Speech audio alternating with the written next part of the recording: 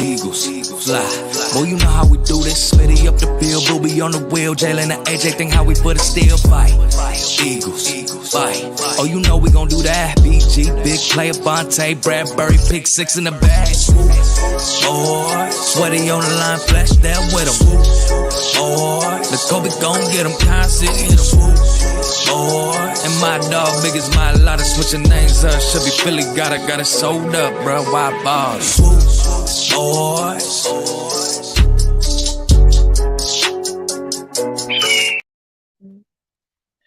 Swoop Boys, baby. You know what I'm saying? It ain't a lot of us, but hey, it's enough of us. Episode 40. And that's kind of crazy for me to be saying because when we started this thing, it was just me and King, and it was we were the initial Swoop Boys, and we've gladly been added to the team. So to make it to a 40th episode, it's dope, man. And right along with me for now, we got one of the prestigious Swoop Boy members, Coach. How you doing today, brother? I'm good, man. Today was a long day, but I definitely this is one of the main reasons I love my job because the things I get to do. So wait till I put all the pictures in the group, bro. Y'all are gonna. Oh, I had a ball today. I'm definitely excited to see throw some stuff in there. What about you, man? How you doing? You had a couple days off or something like that? Yeah, so the trucking industry can be kind of funny at times. You would think certain times we'd be really busy, but this week is kind of a slow one, which I welcome. Like I don't know how like you kind of look at things, but I welcome like slower times because like I'm definitely like I'm pretty smart about how I stack my shekels, I know everybody sees me buy a lot of hats and get a little crazy sometimes, but trust me, I do have a wife that makes sure that we are fiscally okay. So when it comes to slow times like this, and they're like, my dispatchers will call me and just be like, "Hey, we don't have a lot of loads tonight. Do you want to chill?" I always say like, "Yeah," because at the end of the day, it's more time with my at home with the fam. So I always like it. Me and Lex usually do something either before or after the pod. So. He's chilling with me right now in the podcast room doing his little thing. And I kind of got like a little mini vacation. I go back to work probably Friday, and then it's cool because my birthday's next week. So. Oh, shit. Mm-hmm. What did wifey give you any hints of what she got planned or what's going on birthday? The only thing that I do know for sure is Korean barbecue will be eaten. I do know that. So I'm excited. You, ATK, what's going on with you, my man? I love Korean barbecue, bro. Bro, me too. And my wife hasn't ever had it before, so it'll be dope because it's gonna be like her first time. So it's funny because our birthdays are literally 7 days apart. So I'm the 14th and she's the 21st. So. What we try to do is like we'll try to do like kind of combined stuff. So she's like, well, on your night we'll go out for a nice dinner and we'll go do some stuff, and then like for her birthday it'll be like part 2 to like my birthday kind of. It's like like it's a whole mashup. So I was like, well, you could pick where we go for dinner. I don't mind. Couldn't find the on the stream on StreamYard. Can you send me? Yeah, hold on, AK. Let me. I thought King. You asked AK to hop on. Well, King hit me. AK said he was down to jump on. So you know me. I'm like, hey, what's going on, Prime Time? Happy to have you up in here, brother. AK, yeah. Let me hit Twitter real quick and see. Get you one there. Mm-hmm. Let's see. 1 second, AK. 1 second. Get in here and redo this paperwork so I can hit the road. So you still at the office what's it like in the evening over there? I promise we're about to actually start getting this thing going. Let me just send it to AK and then we will be booming. All right, y'all. I'll get to that. We got some good stuff in the works for you guys tonight, and we definitely have got a lot of fun things to go over. So what I come to find out here, traffic starts at 3 p.m. Oh yeah, Houston traffic is definitely interesting to say the least. So like, I was rushing to get back. I left College Station at about like 2:30. I got back at the office I left College Station at 3:30. I got here at about 5:30, and then I was like, all right, let me hurry up so I can get back home. So I can be at the crib for the pod. Then I was like, I looked at the traffic and I said, nah, I'm gonna just switch it up and do it from the office this time because I ain't trying to be in that traffic for another hour. Bro, ain't no way. When I first seen when I went through Houston traffic, I thought it was like I was like, there's no way this is real when we got stuck in that the first time, but it's real. It is real, bro. I couldn't believe it. Oh, But yeah, I love it out here so far, man. So it ain't bad. Well, somehow, AK, you got it. I was just pulling my Twitter up. I just emailed myself the link.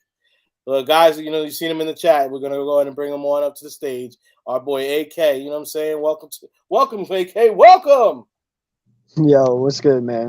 How's it going, What guys? up, man? Appreciate you guys having me on. My laptop died, so I'm on my cell phone. Bro, my laptop loves to play this game where it says that I have 70% battery left, and then it likes to turn the black screen on me. And right? That's exactly what mine did. Yeah. It's like is yours a MacBook or is it a whatchamacallit? Yeah, I got a MacBook, an Acer. Yeah, mine's too. I'm like, what the hell, bro? Is yours touchscreen? Is what? Is it touchscreen? No, I do not have the touchscreen. I'm not that fancy with it. I got mine for video editing and photo editing, so I do have I have like the higher chip for like photo resolution and stuff. So I don't know. Maybe it has something to do with it. TK all day. TK all day says TK AK in got the building. Money. If he got the touchscreen Apple. Okay. No. Touchscreen Apple is no. Well, shoot, man. It's gonna be a light cast today for now. So you know what I'm saying. We might as well just go ahead and get right into it. AK, we're definitely happy you jumped on here with us. You know what I'm saying. So first things first, there's some real disrespect out in these streets. Have you guys been aware of this? Are you talking at Foolery on ESPN, where Dallas out of nowhere now got a 50% chance to win the Super Bowl?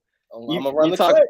I'm going to run the clip. Dallas Cowboys have the highest chance of any team in the entire National Football League to make the Super Bowl and to win the Super Bowl. They now have a 50-50 shot to get there and a 31% chance to win the Super Bowl. That is according to our Power Index. As another famous Mr. Clark once said, yes. You smoke crack, don't you? Then jump. Don't do that. You smoke crack, don't you? Then you jump.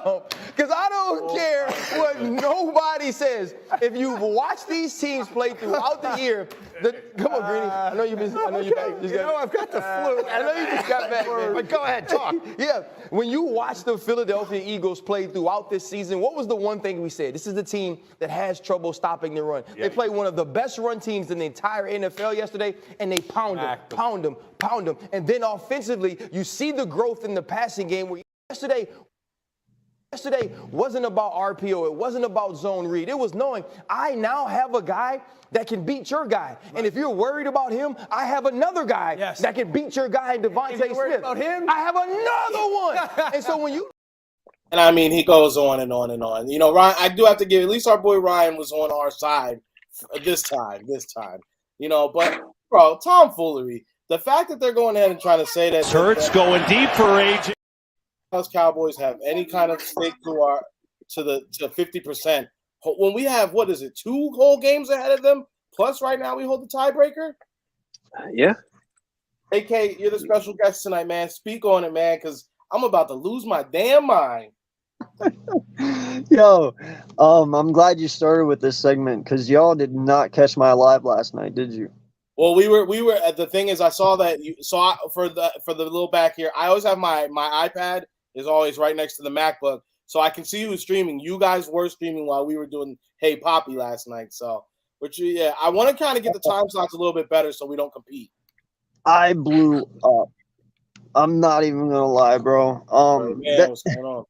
The disrespect for this team is ridiculous. You know, Dak has played the last 6 games, and in 6 games, he's thrown 7 interceptions. Jalen Hurts has played a full year, and he's only thrown 3, and 2 of them wasn't even his fault. Okay?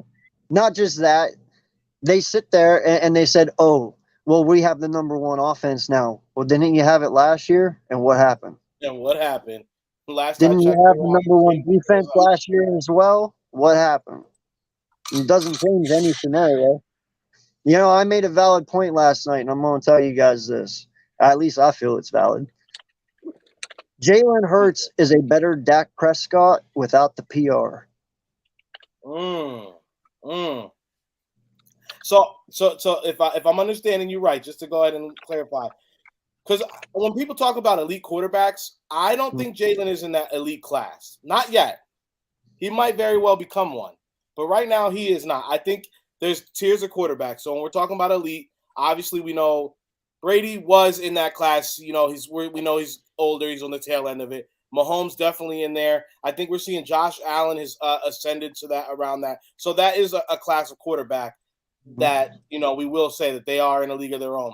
Then we have the class 2. So now we're talking about the Dak Prescotts, the Jalen Hurts of the world. These are your working guys that, you know, they will you can win because of them, but you know what I'm saying, they are not world beaters in a say of like they're going to be the reason that you can go ahead and have the kind of season we're having right now. Obviously, there are pieces around Jalen Hurts that have definitely helped him elevate, as he has taken a step himself, but these pieces are definitely helping as well.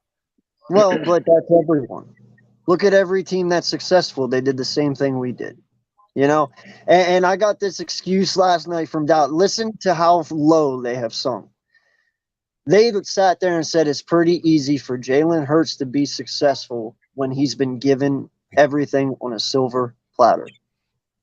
I stopped instantly and freaked the fuck out. Yeah. Sorry, I didn't mean to cuss it. Go ahead, let it out. Let it out. No lie, man. I was like, what the fuck are you talking about? I said, are you serious right now? Dak Prescott, his rookie year, had Dez Bryant. Yes, Dez was older, but he was a fucking veteran. Yep. And he still got you like 800-900 yards that year. And then they also had their tight end. What's his name? He was on the end of his year too. The one that we went to go do sports casting and was terrible at it. Witten. Jason Witten. You know, but then not just that, you also get to the divisional that year, and you flop. Okay? And then after that, you go and you get this man, Amari Cooper. You go and you get him CeeDee Lamb. You go get him Michael Gallup. You get him Wilson. You get him Elliott. You get him Pollard. You get him Parsons. You get him all these defensive weapons. Yep. What the fuck are you talking about that my quarterback was given a silver platter? Motherfucker, Dak should have won in the last 7 years, and he did nothing with it. And you want to give me shit about my fucking quarterback? I'm sorry, he's in year 2 balling out way better than what fucking Dak is. And you think I need to be the one to check myself? Last I checked, we're 11-1. You're 9-3. Stay in your fucking lane. Hey, I couldn't say it better myself. I mean, the slander that the Eagles and Jalen Hurts get as an organization and as a player compared to the cup massaging of Dak's balls that Dallas gets week in and week out is absolutely crazy. It's insane, and there's not even words for it, bro, because we see it. And I mean, come on, that banner, that was absolutely ridiculous. 50%. How is it 50%? And this is going to segue us perfectly into what we actually do want to talk about is what the rest of the season looks like. There's 4 games left, starting with this week. 2 of those we have against the Giants. 1 of them is against Dallas. But before we even take ourselves down to Dallas, it's the Giants this week, and then next week it's the Bears. I'm sorry. By the time we're going to see the Cowboys, we will have only 2 games left, them and then a game after that. Their game's not even going to be relevant if we win these next 2. Mm-hmm. Marcus, how you feeling about it, Coach? Hey, the ball's in our court, basically. It's up to us to you know, what the young kids say, not fumble the bag, because we have a guaranteed, you know, road to the number one pick in the NFC, to secure home field advantage, to where the route to the Super Bowl is going to have to go through Philly, and everybody knows what happened the last time that happened. Party down Broad Street. So there we go. It is what it is, man. I don't care about the media as far as, you know, the foolery. At the end of the day, half of these dudes' credibility is out the window. I like Ryan Clark. I listen to the pivot. He knows what the hell he's talking about. He's one of those realists when it comes to being an analyst. But these other guys, Greeny and them, it's just clickbait. It's just to hype up America's team, but it don't matter. Like AK said, it's a little nasty though, right? Like, come on, like. I understand. Look, we're always going to talk about what gets clicks and what gets views, and every week we hear the same thing. The Los Angeles Lakers, anything with them, even if they're not good, they're still going to talk about them. Dallas, even when they're not good, they're not going to talk about. We're going to talk about them, and that's perfectly fine. I can understand that. Whatever marketing that they've done over these, since the NFL, they got to the NFL, happy for them. Great. They have a huge fan base. I'm not going to go ahead and speak ill of them. We know what the truth is about that. But it's like to go ahead and put out this like it's crazy like to put out this rhetoric it's like it doesn't make any sense. Like you're gonna go ahead and tell me you're basically pissing on me and telling me it's raining every week in and week out, right? No, I feel you, man. Listen, I won't lie, bro. I even said it before I started my live. If you do not like profanity, turn this shit off now. Like we're all here for it. We are here for it. And I'm serious, man. Like Dak's window has closed. I mean, even this year is going to be tough because it's like I said last night. I don't give a shit what y'all do. Like you said, if we win these next few games, you might as well just kiss it goodbye. It's over. Okay. You're coming through us. You have to come through us. There is no going any other way. We are the East. We are the NFC, and it goes through Philly. And they're sitting there, oh, we're worried about a Super Bowl. No, you should be worried about first seed. I'm worried about first seed. Once we clinch first seed, then I'm worried about Super Bowl. I don't count my chickens before they hatch. That's what's got you 26-year droughts. Yeah. So, listen, get to the first seed, clinch it, and then worry about the Super Bowl. But I'm not worried, man. I said it last night. I believe this team is better than our 2017 team, and that's no disrespect to them.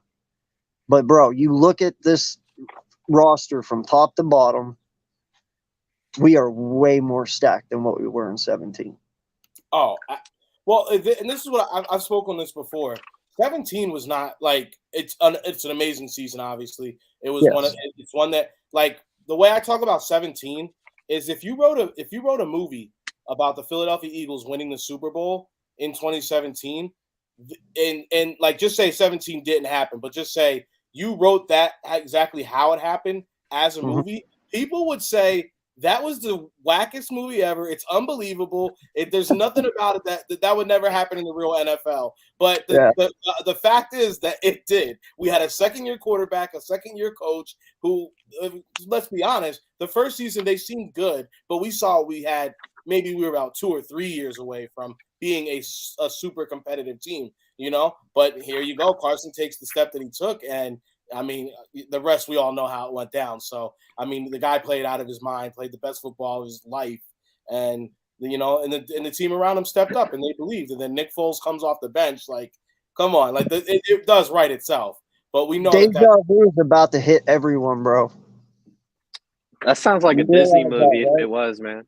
Exactly, it does. The thing is, what I really want to say about I see you, Birdman. I see you, Birdman. We can only lose one more game.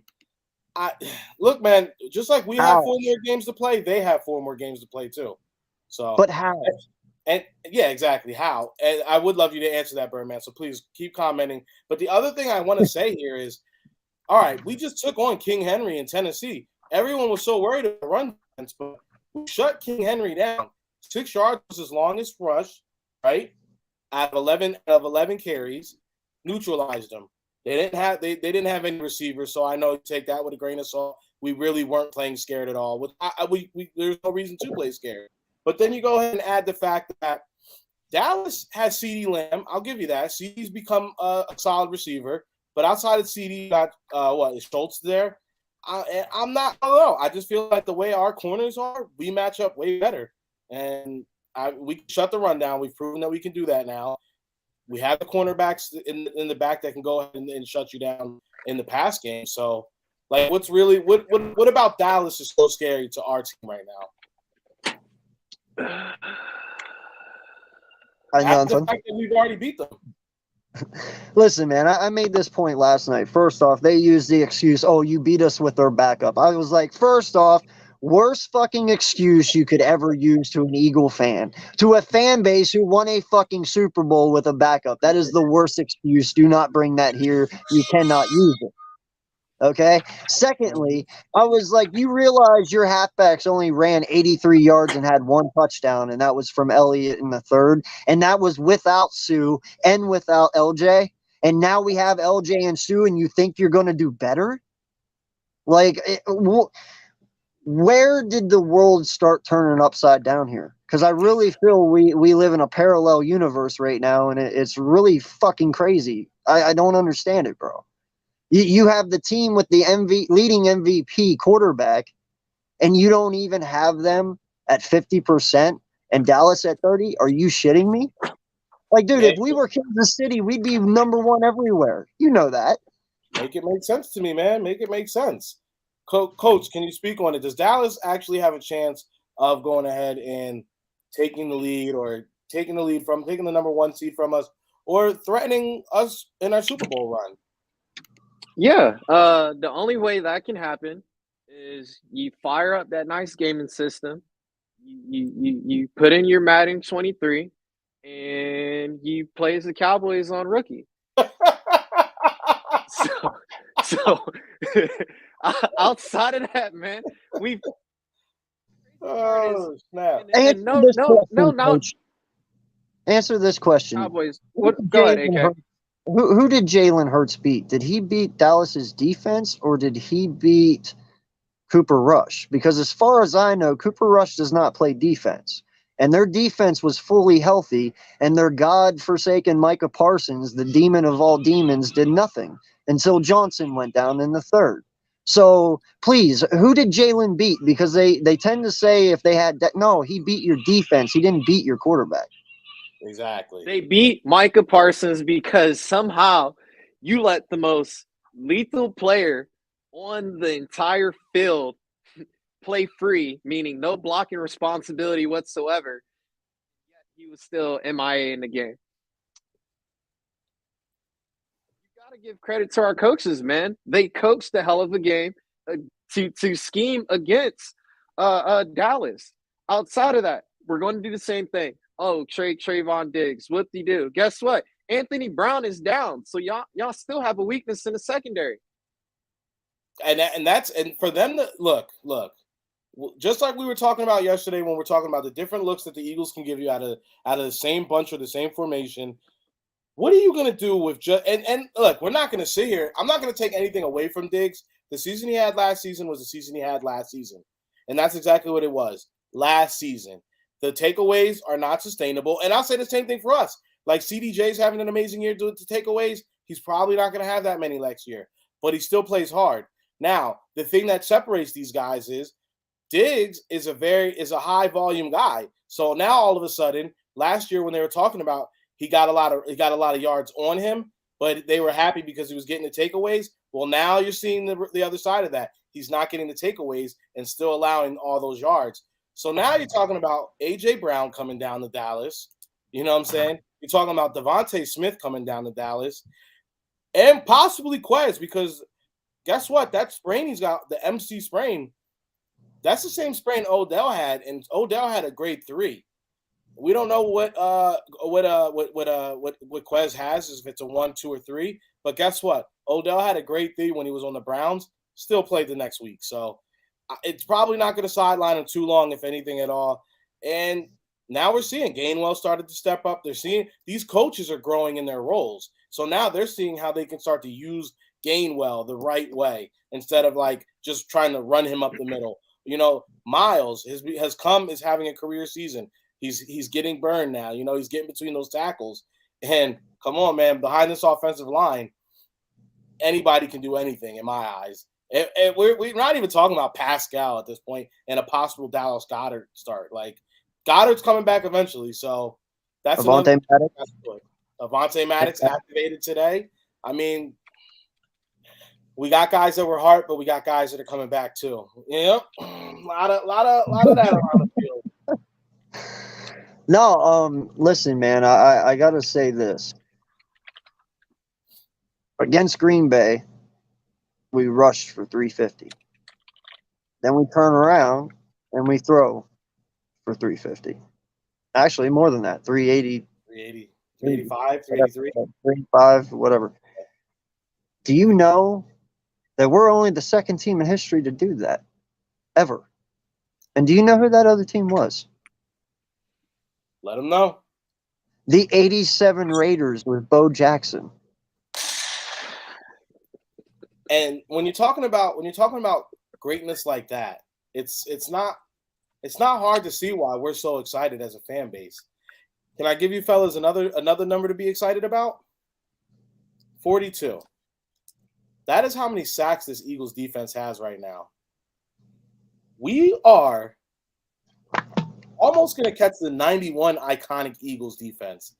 91, you guys remember how iconic that class was. They had 55 sacks. We got 4 more games to play. I think this defense is going to catch up to that.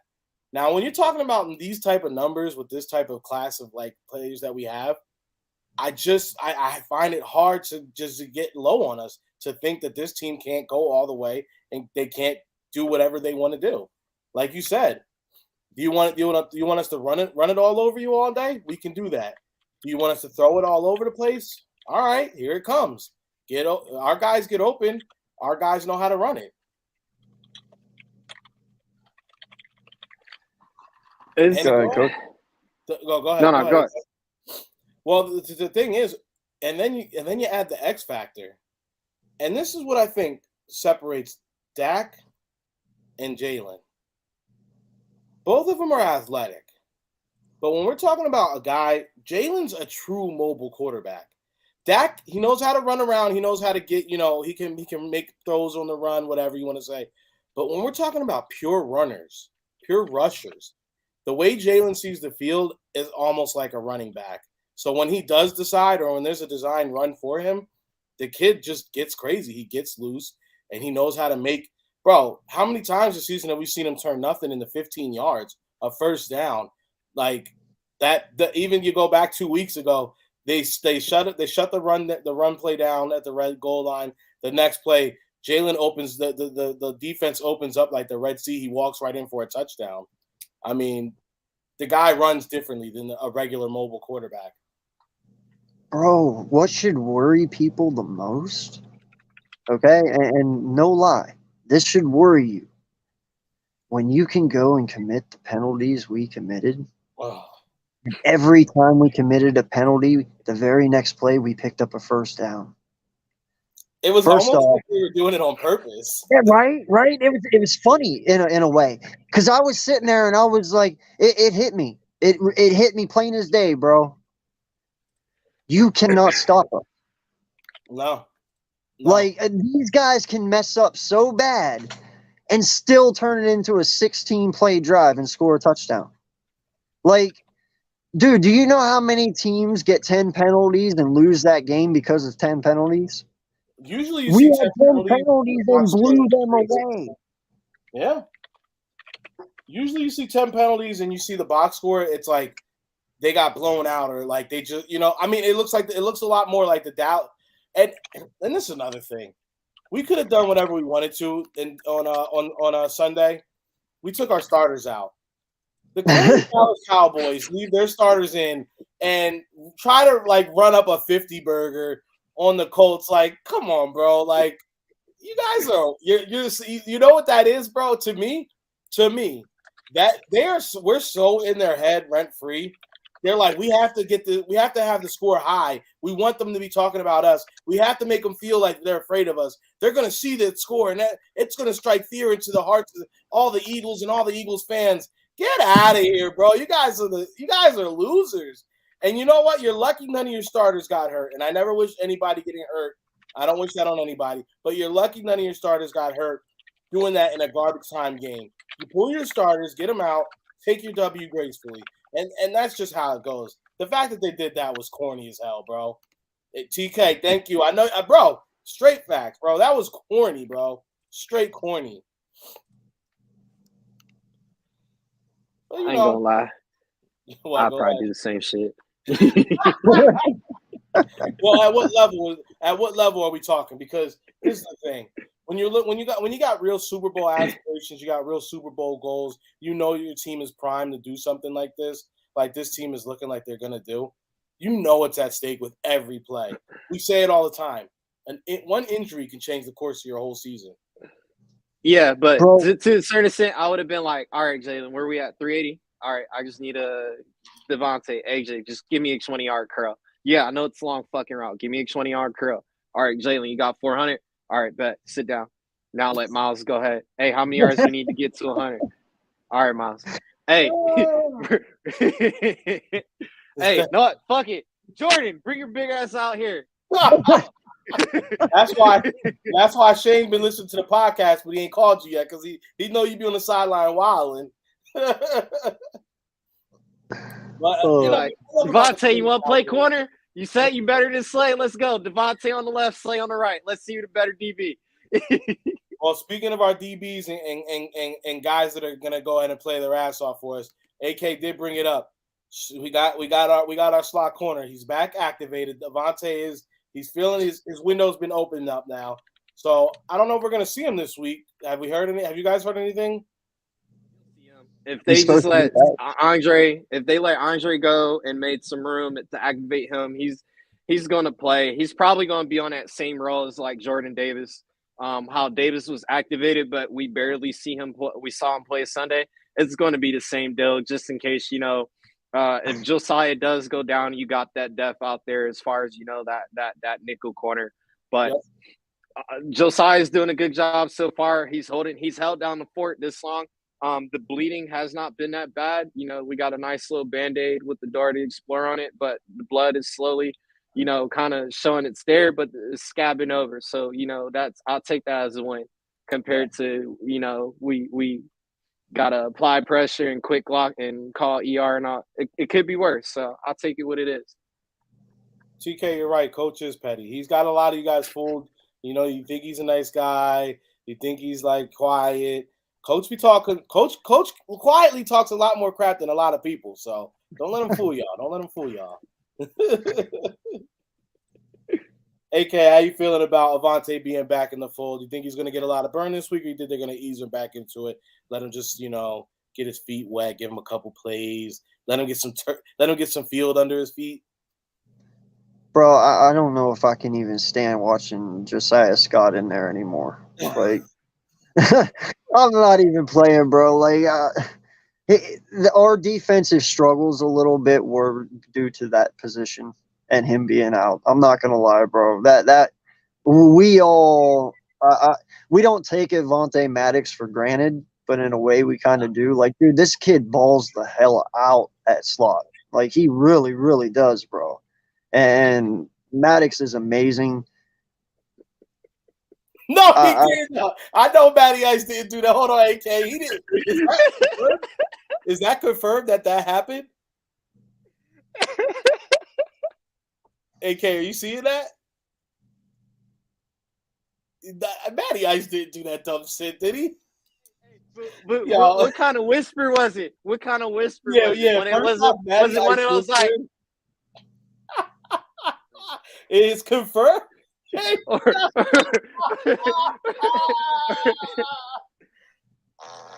Whisper it to him, or did he like dap him up, come back, hey bro, it's time to go get your ring? Or did he dap it up, keep it close, and then like tuck it in. Oh, dude, you could feel like his nose breath in his ear. Like, he was like, go get your ring. I feel like it was more like that. Go get your ring. Go get your ring. You got the juice now. Go get your ring, big boy. Smack him in the butt. Yo, that is crazy. Nah, bro, I'm not checking that. That's crazy. Oh, that's messed up. Yo, after Matty Ice got, you know what it is? He's mad because he got sacked so many days. He got sacked so many times. He's clearly not right in the head. They were mic'd. There's actual audio of it. They were mic'd up. I gotta find this. I need this audio. This is crazy, bro. Right? Nah, No, dude, bro, you know who that's Matt crazy. Go Ryan? get yourself a ring. That's nasty You, business, bro. you know who Matt Ryan reminds me of right now, bro? I watch him every weekend, and it's funny because I laugh every time. He reminds me of the Nick guy from The Replacements, the kicker. You know what I'm talking about, right? Yeah, Like, dude, yeah, he looks so small and The tiny out English there and dude. fragile. Yeah. yeah. He said a ring pop. Fam, that's crazy, bro. That is crazy. Cause like from a purely competitive like perspective, if you see like you've gotten to see both guys up close, you've gotten to see both teams up close. The fact that he whispered, and you're from Philly, bro. Like what? What are you saying? That's nasty work, bro. Practice living Indy, bro. Any respect that I may have had for Matt Ryan in his career definitely went out the window with that whatever that was. That's crazy, bro. First off, how are you going to take advice from a dude that lost a Super Bowl when he was up 28-3? And Matt, and it's his fault because Right? even if your offensive coordinator is calling for throws, you're the quarterback. You know the game is in the bag. You better audible and get some run plays going, bro. Like, Right? Yeah, not, dude. not even just you lost the worst Super Bowl comeback of all time. That's the last guy I'm listening to. I just hate to tell you, but That's true. Yo, that's nasty work, bro. To say that Dak Prescott. Yo, as soon as we get off of this, that's the first thing I'm looking up, bro. what the fuck are you going? What is up with this dude? Like, why does everyone love him? That's what I want to know. Dak is nasty, bro. He proved it to the league. I'm He's pulling in straight up any nasty. mercy here, bro. What have you done for me lately? Wait, hold on. What are you saying, Coach? He's nasty. He's nasty. Think about it, bro. Everybody know Dak is the plug for all your, bedroom toys. So, like, hey, bro, me and the missus need to spice up the bedroom. Oh, We got live evidence, right? Zeke and Dak at the little, store. They weren't buying, they were selling, man. They do bachelor parties. that was nasty footage. Yo, he had a joint in his he had one in his waistband. He had another like in his hand. That like I don't know. I've been to a lot of bachelor parties. I'm gonna tell you what, I've been to a lot of them, and I've never seen dildos or anything like that at the bachelor parties I've been to.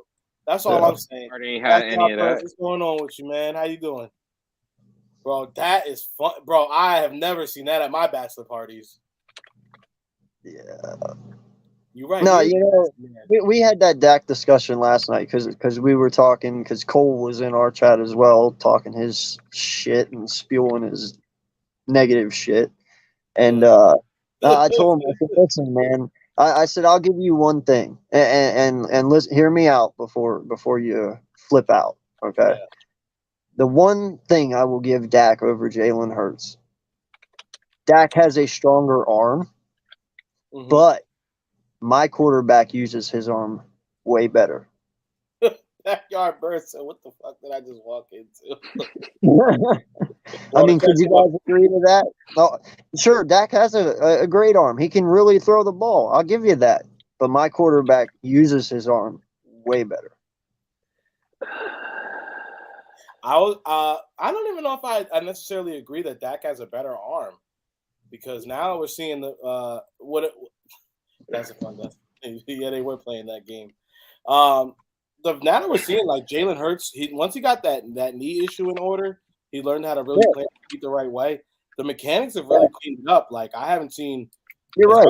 Talking about he always could throw a long ball, but now when we're seeing the deep downfield throws, they've been a lot cleaner, and he is throwing over 50% on passes 20 yards or more.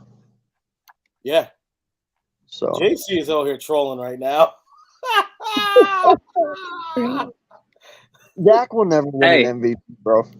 I just want Odell to go to the Cowboys so we can get a part 2, the iconic picture. CD, Odell, Zeke. You talking about in on Miami. on the yacht? On the yacht? On the yacht.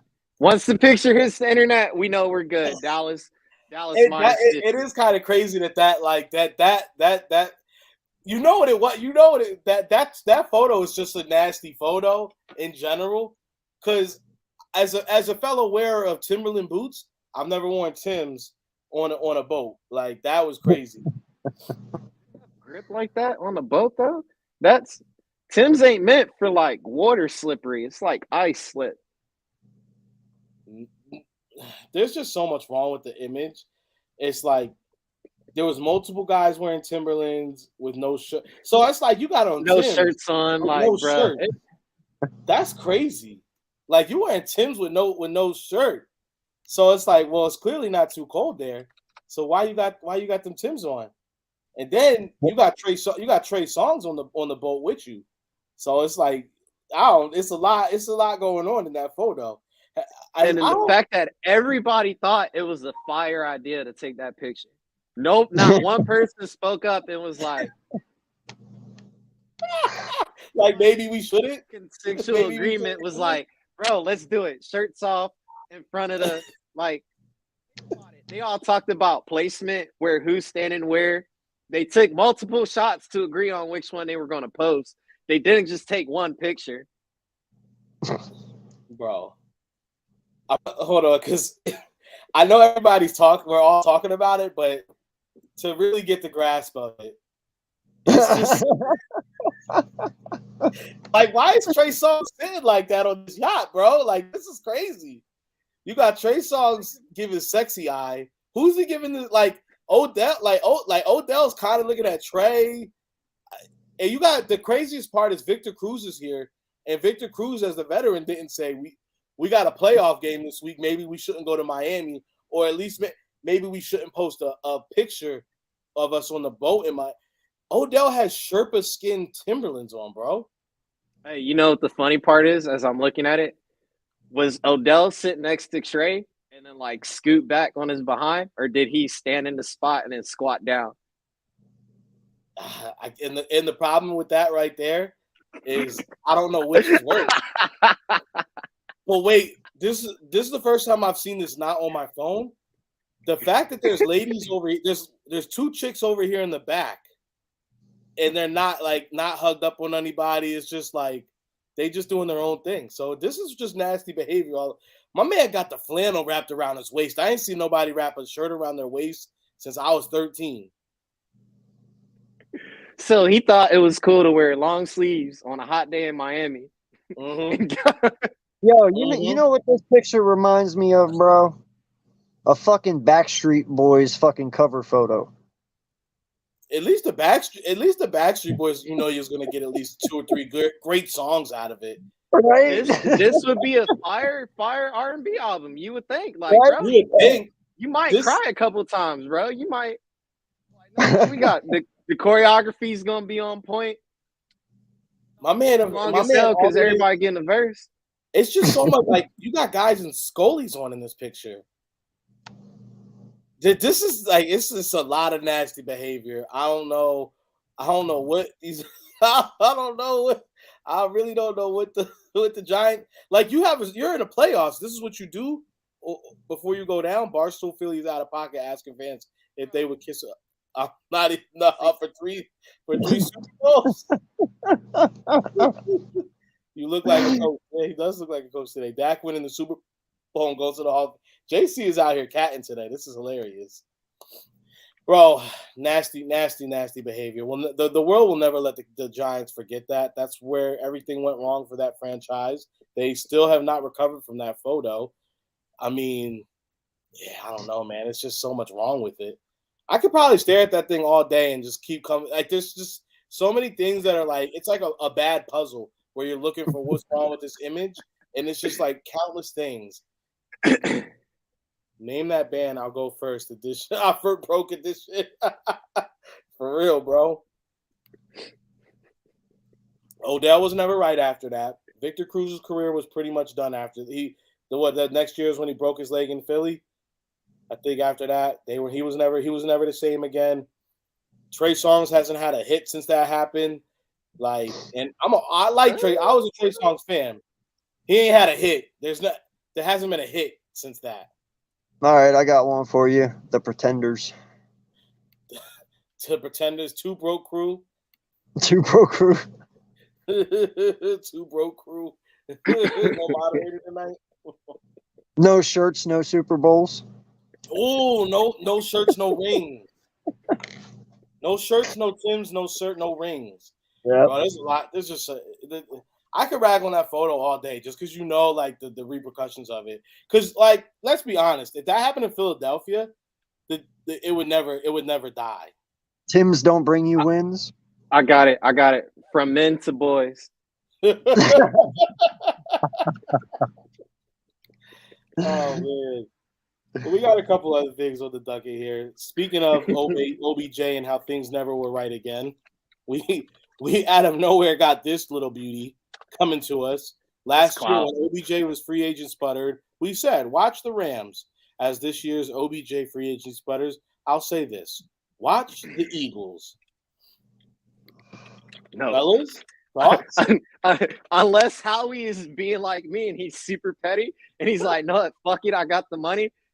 Odell, we're going to sign you, but don't worry about showing up to practice. Come to the presser, but fuck it. Bro, it is so funny that shit came out today. I'm not even bullshitting you. Go back and watch my live. I do not know what number it is, but I brought this up. I said, if I was Howie Roseman right now, I would be the biggest dick in the NFL, and I would go sign him just so no one else could have him. I wish Howie had those balls to just be that dick, but he isn't. You know, he doesn't spend money frugalously, you know, but I wish he would just so no one else could have him. And this comes out today. I'm like, and one guy, I guess his name on Twitter is like Flores or something like that, Flores or something like that. Yeah. He put out on Twitter 72 hours before it happened that Baker Mayfield was going to the Rams. Well, just this morning he said, I have inside sources saying that the Eagles are going after OBJ. He was right on Baker.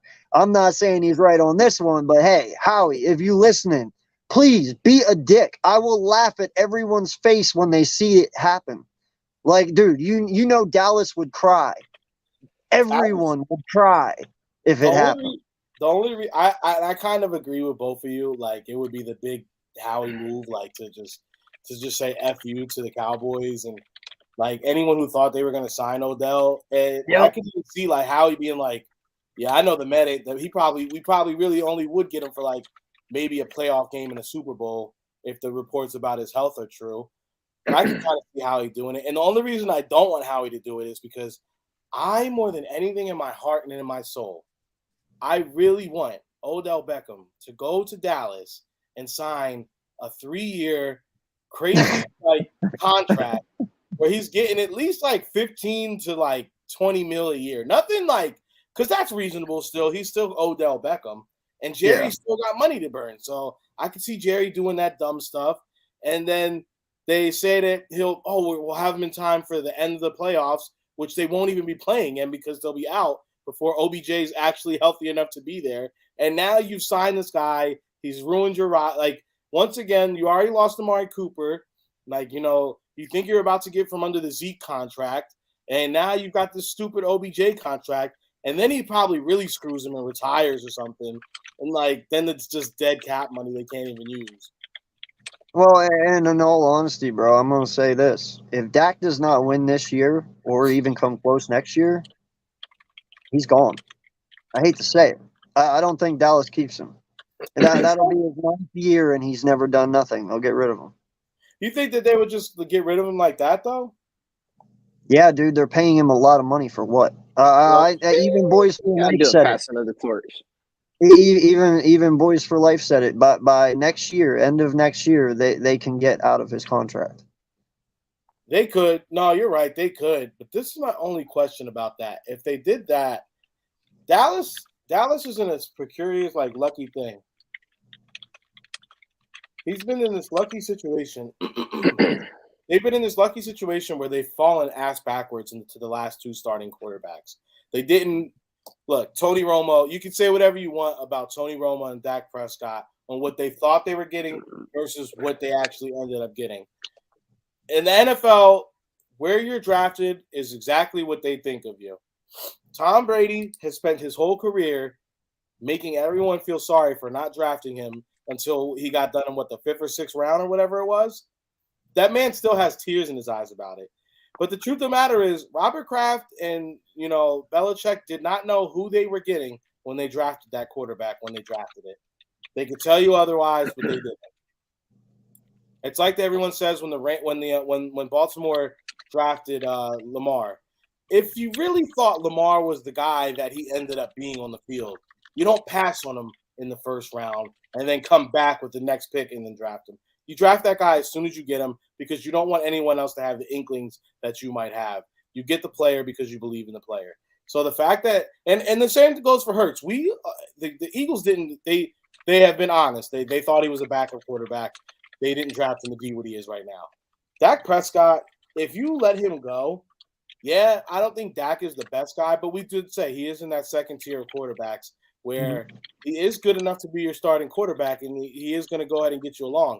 If you part ways with him, and the fact that they're a middling team, they don't have a low enough draft pick to go ahead and make any substantial move up in the draft go and get like a top 3 pick. I just don't see what they would do or who they bring in.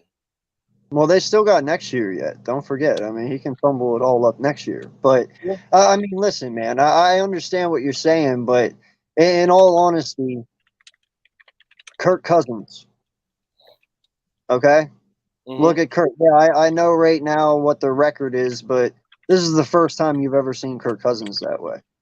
In all honesty, yes, he's thrown 4,000-yard seasons year after year, but all he is a stat guy. When it comes to matter most, he's never done it.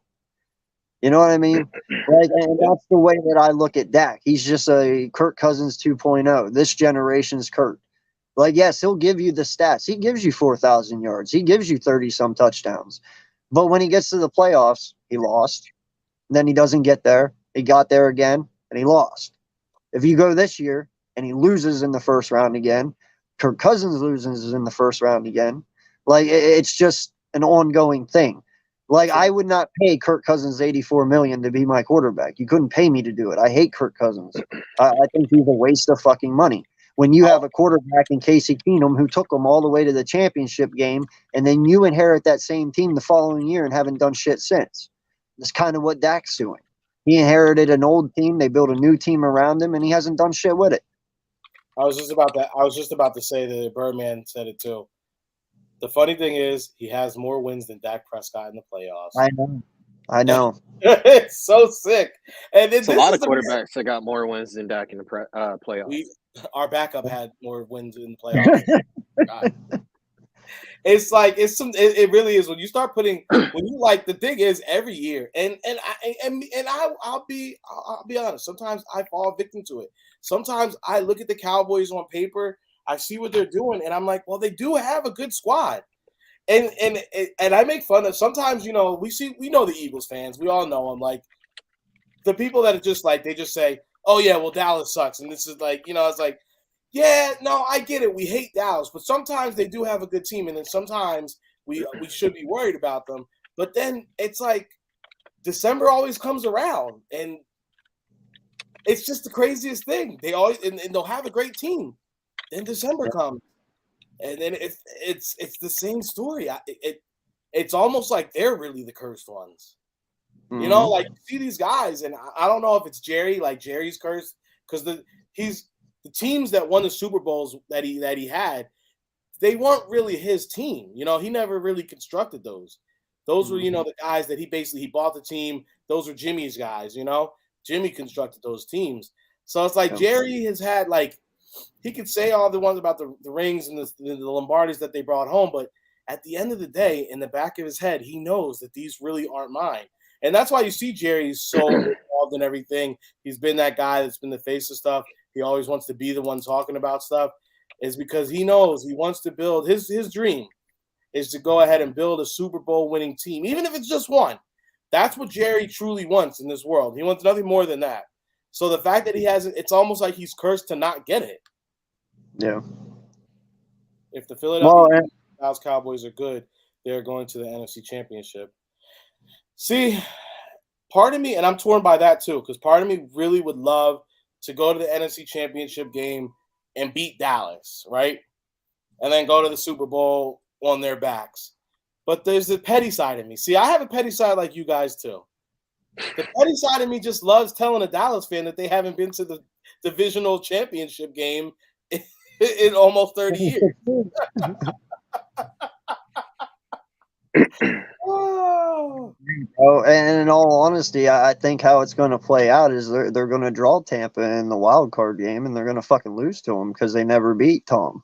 Never beat Tom. And then they're going to be right back to it. Like I said last year, man, they were number one. And look what happened. They fumbled to San Francisco in their own freaking home. They're number one this year. It's going to happen again. It just, history repeats itself. It is what it is. The Jimmy G thing has no juice, Birdman, to me, at least to me. Like, I love, and I think it's so sad. San Fran has such a great. D'Amico Ryans has done great with the defense. They've even gone and added to the offense. The offense looks great, firing on all cylinders. For the first time, Jimmy G actually was looking more like a quarterback that I actually believed in than any of the other previous seasons. And then he goes and gets hurt like that. I just don't think he's even. I don't know. It's just it's a broken foot. It's weird. I don't know, man. I hope he gets back, but I just don't see it because honestly, I thought it would be. I was afraid of the 49ers, man. I ain't gonna lie. But then this is the long season. Go ahead, Coach. No, I was gonna say it's just like in recruiting, man. It's all about position and timing. As we're coming to the tail end of the regular season, you're seeing a lot of these contenders now starting to fall apart, or at least now starting to get some injuries that hit hard.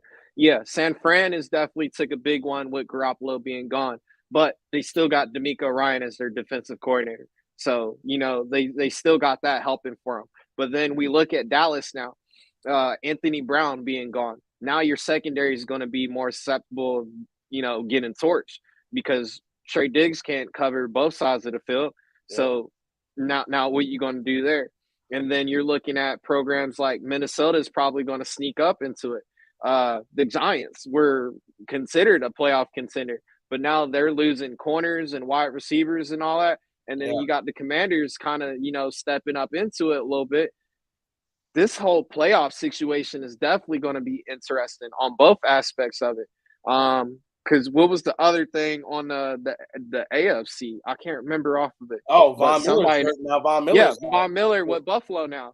That's another big one. So it's like, bro, every Anthony fortunate, but it's like it's all year. Are happening. All year. He's done.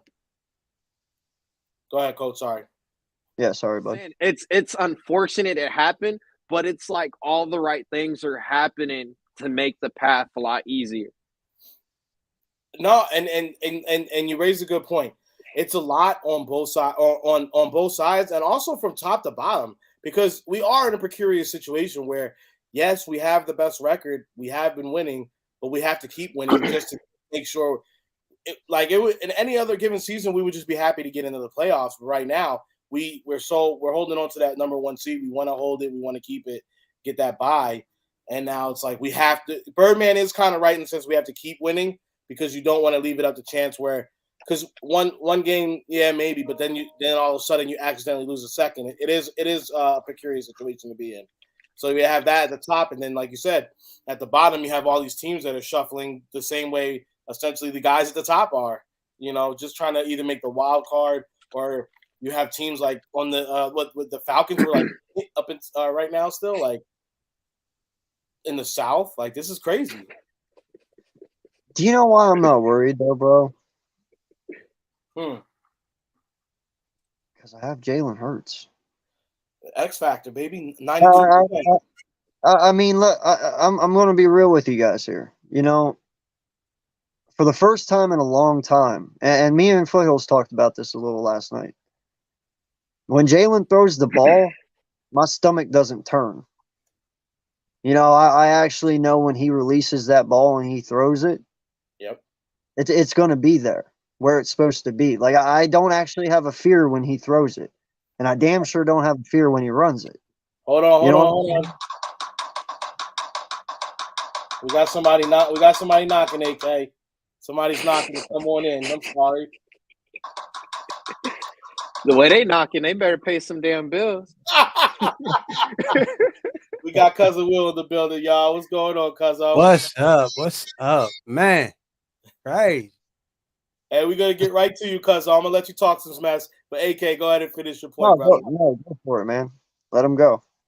Man, I'm gonna say, hey, it's your world, man. You guys rock it out. You know what I mean? I just jumped in, so let me feel what the conversation is, and we can get moving from there. So, well, you missed it. We talked about a lot of different things. But you know what? One thing, I don't want to spend too much time with it because we did spend a lot of time on it already.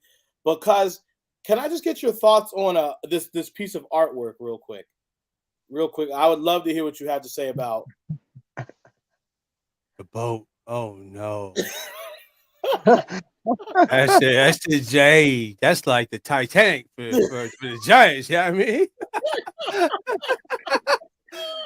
They was doing good to that point. That boat ride, man. That right? That boat sunk the ship. That boat franchise, yeah, done. They hit the iceberg like, oh. Didn't that Drake album come out about that time? Nothing was ever the same. Never the same, bro. It was like, yo, man. they all smoking weed on the boat just like that. They did, so the NFL didn't. They looked the other way on that one, but it's because you had guys with no shirts on wearing Timbs. It's crazy. It's a lot of craziness, a lot of wackiness going on. Trey Songz. It was winter time too, right? It was they had the bye week or some shit. Yeah, they had the bye week, and they were in the playoff, and then they were done, bro. They were done, son. Out.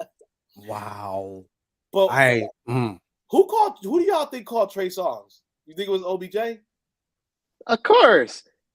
Like, yo, Trigger. He said, yo, Trigger, we in Miami, baby. He said come down. Light skin powers activate.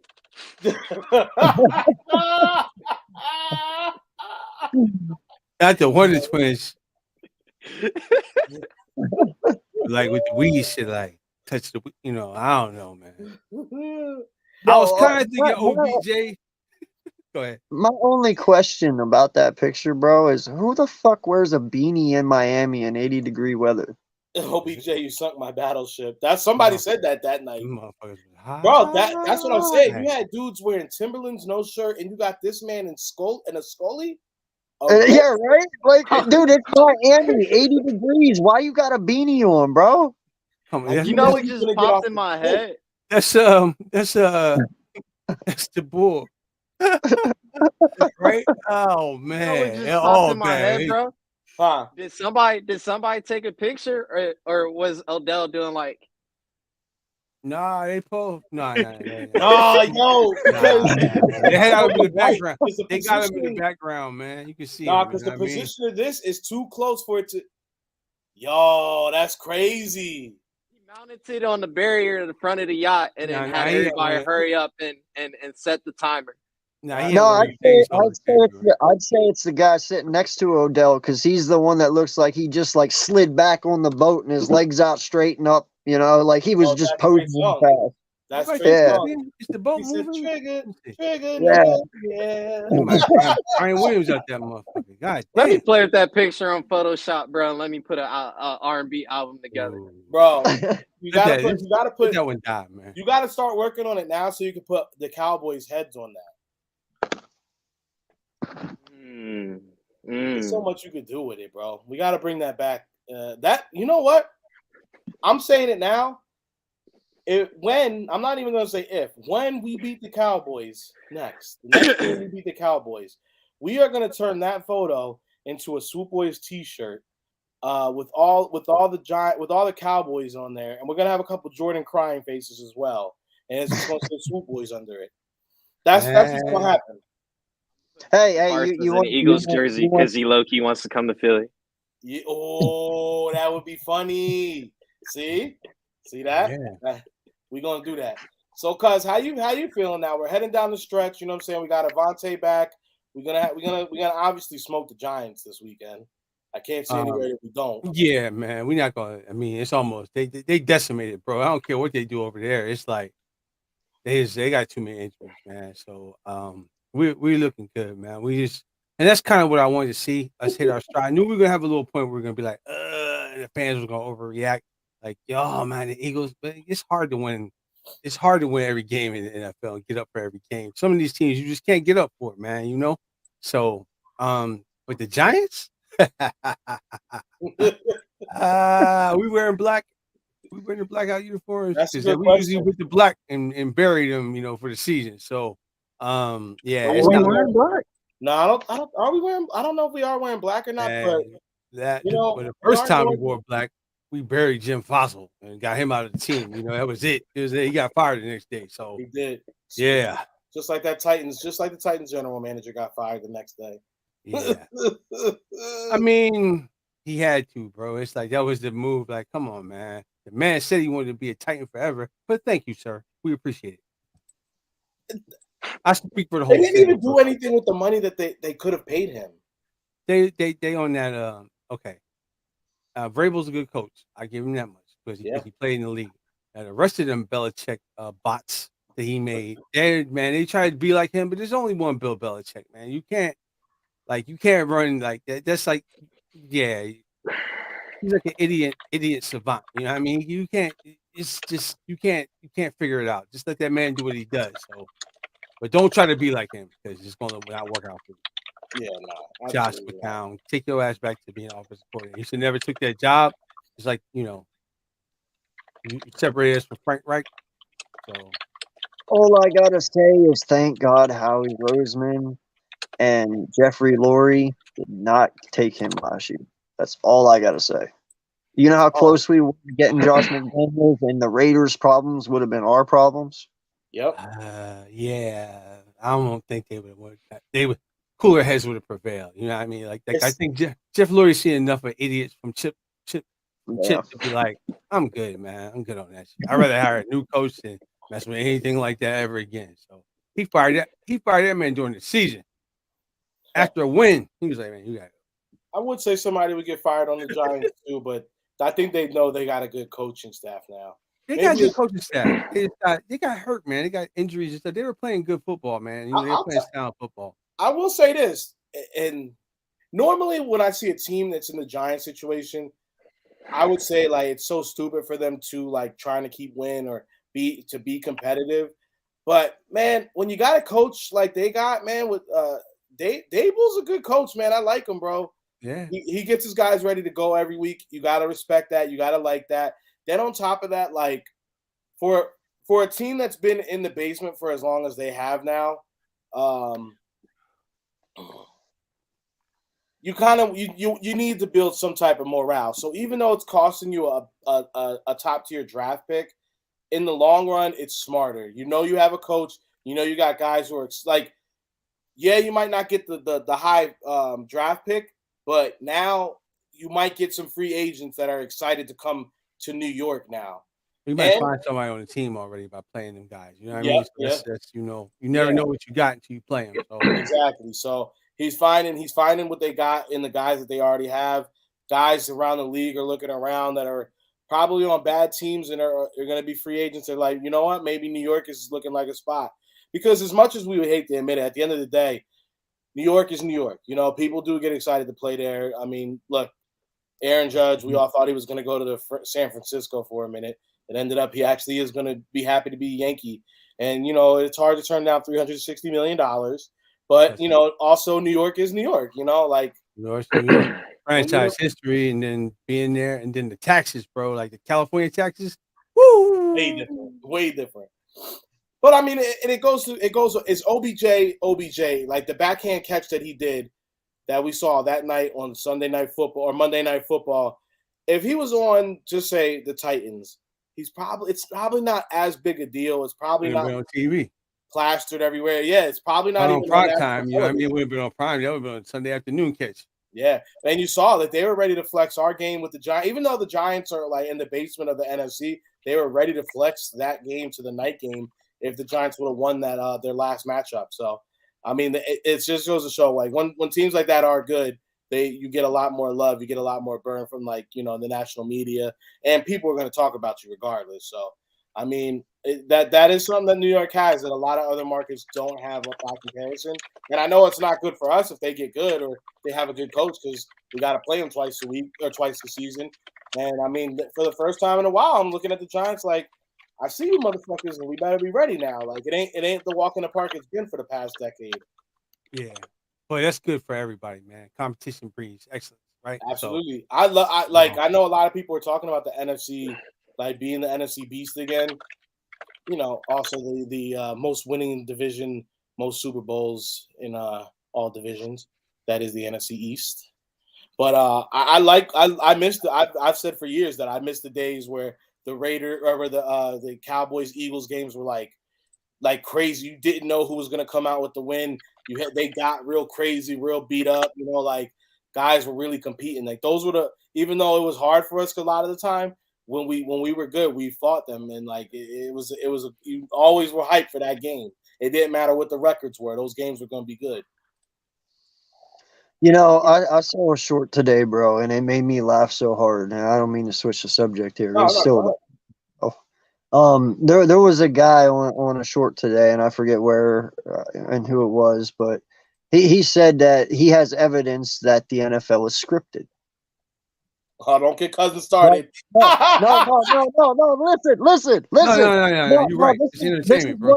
This is what made me laugh, though. I was like, all right, so you're telling me that when Marcus Epps planted London Burks on Sunday, he gladly took that concussion? No. Like, you're telling me these guys are scripted to take concussions and they gladly take them? It's not scripted. It's not scripted like that. No. Yeah, it's I don't think it's WWF. I think it's like more like, you know, like when you watch reality TV, like they kind of loosely give the girls, they give them alcohol, and you have someone say a couple things like, well, you know she fucked your man, right? Like what?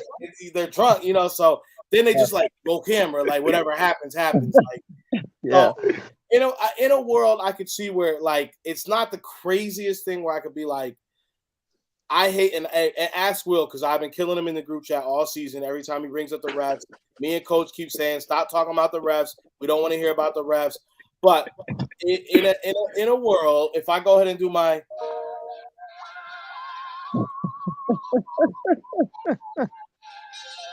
if I get in that bag right there, I can kind of see a world where it's like the refs are in on some kind of bigger thing where we have to keep games in a certain competitiveness. So yes, call a couple more things. I don't know if I can reach and be like coaches are in on it. It just seems like that would be a little too much. Coaches can't talk about the refs. They got a rule, right? You know, you talk about the ref, you're gonna have to pay. Well, everybody. Supposedly these guys signed a disclosure agreement. Yeah, you're not allowed to talk about the referee. Yeah, who was it? I don't think the refs going off on the refs. He had to pay like $40,000. Yeah, I don't think the refs actually like they affect the whole the closest to the game, but they kind of like leave it alone at a certain point and let you play football. You know what I mean? Like they have a period where they do. So you know, I don't think they control too much, but they don't. You know, like the Washington game, we should have still won that game, but we didn't. That was our fault. That wasn't the refs' fault. Yeah, I mean, Quez rolling around the ground. Yeah. No, I got a question for you. Close? Yeah. Do you believe that these players go into games sometimes knowing the outcome already before they play it? Yeah, the Rams last year. That was some bullshit. Okay. Well, so you believe Tom? So wait. No, I'm not even hating. I just, to a point, I'm with you. I'm torn between it because I love the game of football so much. I don't want to believe it, but then there is scenarios where you could kind of look at it and be like, okay. Like for instance, I used the first Super Bowl Peyton Manning was in with the Denver Broncos. Dude, they blew everyone out that year. Blew everyone the hell out, right? And then in the Super Bowl, you lose to Seattle, like you were Jacksonville. You know what I'm saying? Same thing when they played Carolina. Cam Newton. So, what I'm saying though is, you're telling me it's been scheduled that Tom Brady was supposed to win 7 Super Bowls? I don't know about that. Some of them they let them play, and some of them it's like, okay, they spent all this money, they built this stadium. These, there's certain things you can go like, okay, like Cincinnati, the mystery calls last year. Like, come on, man, like they let these guys play, like, but they don't. LA was winning the Super Bowl last year. But when I if we- seen a see, that's the one. That's the one right there, right? when you see Todd Bowles play some crazy defense, happened so badly for the Rams, like it was that one. Is Hollywood if you want to get me on your side, that's the one where I'm like, yeah, like, come on. Then you have the iconic game made no sense at all. And then to go ahead and double down for them to be so terrible this year, it's like crazy, right? That's the one. If you want to get Rico on your side, that's the one that you could really like. Come look at this, like, and I can kind of get what you like. It's the so Steelers, crazy. Jerome Bettis joint too. That was kind of like they see everything Seattle did. They nope, you're not doing it. The rest, like okay, is this like ride it out type thing or something? What's going on here? Well, I'll say this. This is what I will say to it. Whenever my wife starts talking to me about different conspiracy theories, and I do like hear it, my one thing that and this is what kind of brings a lot of this stuff to like, if you have secrets, right, and you tell 10 people, maybe 5 of them will keep it a secret. Yeah. It's like all these guys in the NFL. You see how some of these dudes get chat. Like if you got an Antonio Brown in on the conspiracy, why haven't we heard it yet? You know what I'm saying? Oh, he not gonna be able to. He wasn't in the room, and it was like, okay, they told they waited. Right? Yeah. Antonio he don't know nothing, right? So, what Tom was doing. The one that made me start kind of going towards that way of scriptedness is whenever Russell Wilson threw that ball in the Super Bowl on the 2-yard line instead of giving it to Marshawn Lynch. Like that was the dumbest shit I've ever seen. When you have Marshawn Lynch on the 1-yard line, all you got to do is hand it off, but instead you choose to throw. And dude, it was read perfectly. You know what I'm saying? Like, they knew the play. They knew what the play was. There's no way you what the play was. There's no way looking at that replay, bro, that you can look at that footage and say he didn't know. Like he jumped that shit so fast, it wasn't even ran funny. Through the man. He was like, "This is my ball, buddy." And you got look right now we're in conspiracy hour. Like you guys realize where this pod is going. If you're even tuned in at this point, we appreciate you. But now we're just here talking some shit. So we're all having fun with it. So let's talk about our Super Bowl, for instance. So wait, before you say that, I did mention this earlier. I said if you wrote a movie about and you just did the script exactly how our season went, and just say the actual Super Bowl didn't happen for us in real life, right? Just say that someone brought a script to Hollywood and our real how it went for us in real life. That was the script. People would look at that, and if they made that movie, they would be like, "That would never fucking happen." Talking about the backup quarterback is coming in, and then they win, and he beats the best quarterback of all time. Like even Eagles would be like, it was like that. Yeah, that would never happen. But it's a great movie. It was running trick plays and ran the same play they ran. It didn't work. Like damn. Like Tom Brady runs the Philly special essentially first, and then the next series Nick Foles does it, and we build a fucking statue of it. They ran that in that game when we played them in Foxborough. I think a couple of Chip was the coach, but Tom Brady got walked down from behind. He didn't score. He wasn't gonna score people. So he was going on with you, my man. Welcome to the pod. My man is awfully slow. Hey, what's up, buddy? What's up?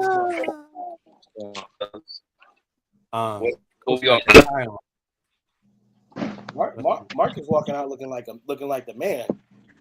Like the yep. Salute the boy.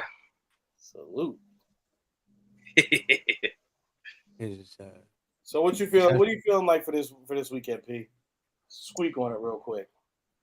The game that I've been dying for us to whoop ass on, like complete. This might be finally our 4-quarter complete game. I don't see nothing happening I mean, knock on wood, I don't see nothing happening from the Mystics at all. Saquon's going to do, what Saquon does. And after we locked down Henry last week, I don't have no concerns, which is really scary because I normally have a long-ass list of concerns or at least something to look out for. But the 4 quarters that we've been looking for, it got close if we didn't get all them goofy-ass penalties in the first half of the last game. We was just shooting ourselves in the foot, then we blew it over. I think this game is going to be the best coached, the best executed. Is it at MetLife or is at the Link? Yeah, it's in New At Jersey. MetLife.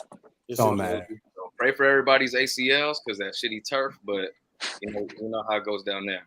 I thought they tore it out, didn't they? The league made them tear it out. They did it mid-season? I think they made the league because they had that whole when everybody started speaking up about it. Yeah, I thought they were planning to do it next They year. got the old vet turf on that mug, didn't they? They were like, hey, get that carpet from the vet. They threw it out. Yeah, they got a bunch of grass over there. But, I expect a blowout. 31, 14, 10, maybe. I'll give them a tud. I'll give them 1 tud, maybe a field goal. And then we'll see about the second one. Because the second one in the division is always the weird one. The first one, I think we're going to blow the doors off. You were right, by the way. They're doing it after this season. Okay, so pray for everybody's ACL. Yeah, for real. Actually, I would be happy with our starters just getting the lead and then just put the backups in. I'm cool with that. We kind of in that, kind of in that load management kind of mode where, okay, how much is this win worth? With them tying last week, that's a blessing to everybody, including us. And so now we got like a 2.5. Tie is better than an L for them, actually. Well, but yeah, but I was about to say because now that they both tied, doesn't that kind of keep them both in the playoff picture now? It does. They have well, they're in the picture, but the Giants are out right now or Washington's out right now because of somebody else took their spot for the moment. Seattle, I think, if I'm not mistaken. Yeah. Me personally, I would love to see the NFC East in the playoffs because we know them. At NFC in general, if it's not the Vikings, I ain't worried about them. The Niners, they just lost Jimmy G, but Brock Purdy's all right. But there's really nobody else that I would rather play in the playoffs than our own division. Because but it's hard to beat the same team twice. It is. 3 times. It is. Well, in the playoffs, it's hard. It's definitely hard. But I would rather see the other teams, especially if we got the bye. Like I would rather see one of the West Coast teams come out here and get their ass tore up in the cold. It's like the field advantage is so huge. Like Minnesota playing us like outside. I don't think have they ever beaten us at the Link. Oh yeah, the year after. They got one dub, but they got one dub. They blew us out, but that was in Minnesota, wasn't it? I think it was. Yeah, I think it was. But yeah, like dome team, like. The only team I'm really kind of just looking at, and not even anymore, was Frisco, because they defense and defense is lights out. The quarterback's good enough. They got plenty of playmakers. They kind of built like us, but we got the much better quarterback. But they got a coach, and he's got playoff experience. Other than that, we know we got Minnesota's number. We got anybody else's number on there. Dallas sneaks in. I don't know. NFC is gonna be weird this season in the playoff tree. So how's it looking at the playoff picture? Let me see. We didn't touch it yet? Okay, cool. I came in right on time. No, yeah, we didn't touch it. Let's check it out. How does it look? Fucking everybody that's supposed to win losing first round. No, I'm trying to see the actual seeds right now. Yeah, it's cool with the tree if they got it. Yeah, because like there's certain things like like the division winners always get the home game, so it doesn't matter. It does matter because think about it. The NFC South, you're literally about to have a 5-win team host the playoff game. That's like us that year where with Carson his last. It depends on where you playing. It depends on where you playing. Like that's that could be a rough game for certain teams. Like if Cowboys got to go on the road and play, that's a rough game for them. Team. Let me spark a question for everybody because I'm hoping we maybe switch it. Do we still need to do division leaders, no matter how shitty that division might be? Yeah, they get the bye. They not the bye, but they get the home game. I get what he's saying. It should just go best 7 make the playoffs, regardless of NFC East, West, or whatever. Nah. Best You get 7. beat up in your division. Like in certain years, they're not gonna do that. They've had that question posed. Yeah, you got. I feel like you have to I don't know. Yeah, I know that because like your division can be tough. Like right now, our division could be one of those where we're like, one game ahead, and because we beating each other up. You know what I mean? Like it's like it's like the Phillies, the Mets, and the Braves next year. They're gonna be in that fight. You know what I mean? So NBA does realistically, the whole NFC East can make the playoffs, though. Right. Yeah. So that takes the whole division out of the window as far as you may have it tough, you may have it whatever. If literally the entire NFC East makes it into the playoffs this year, that has to propose a question now. Does division make a difference? Because we just had 4 teams from the same damn division make the playoffs.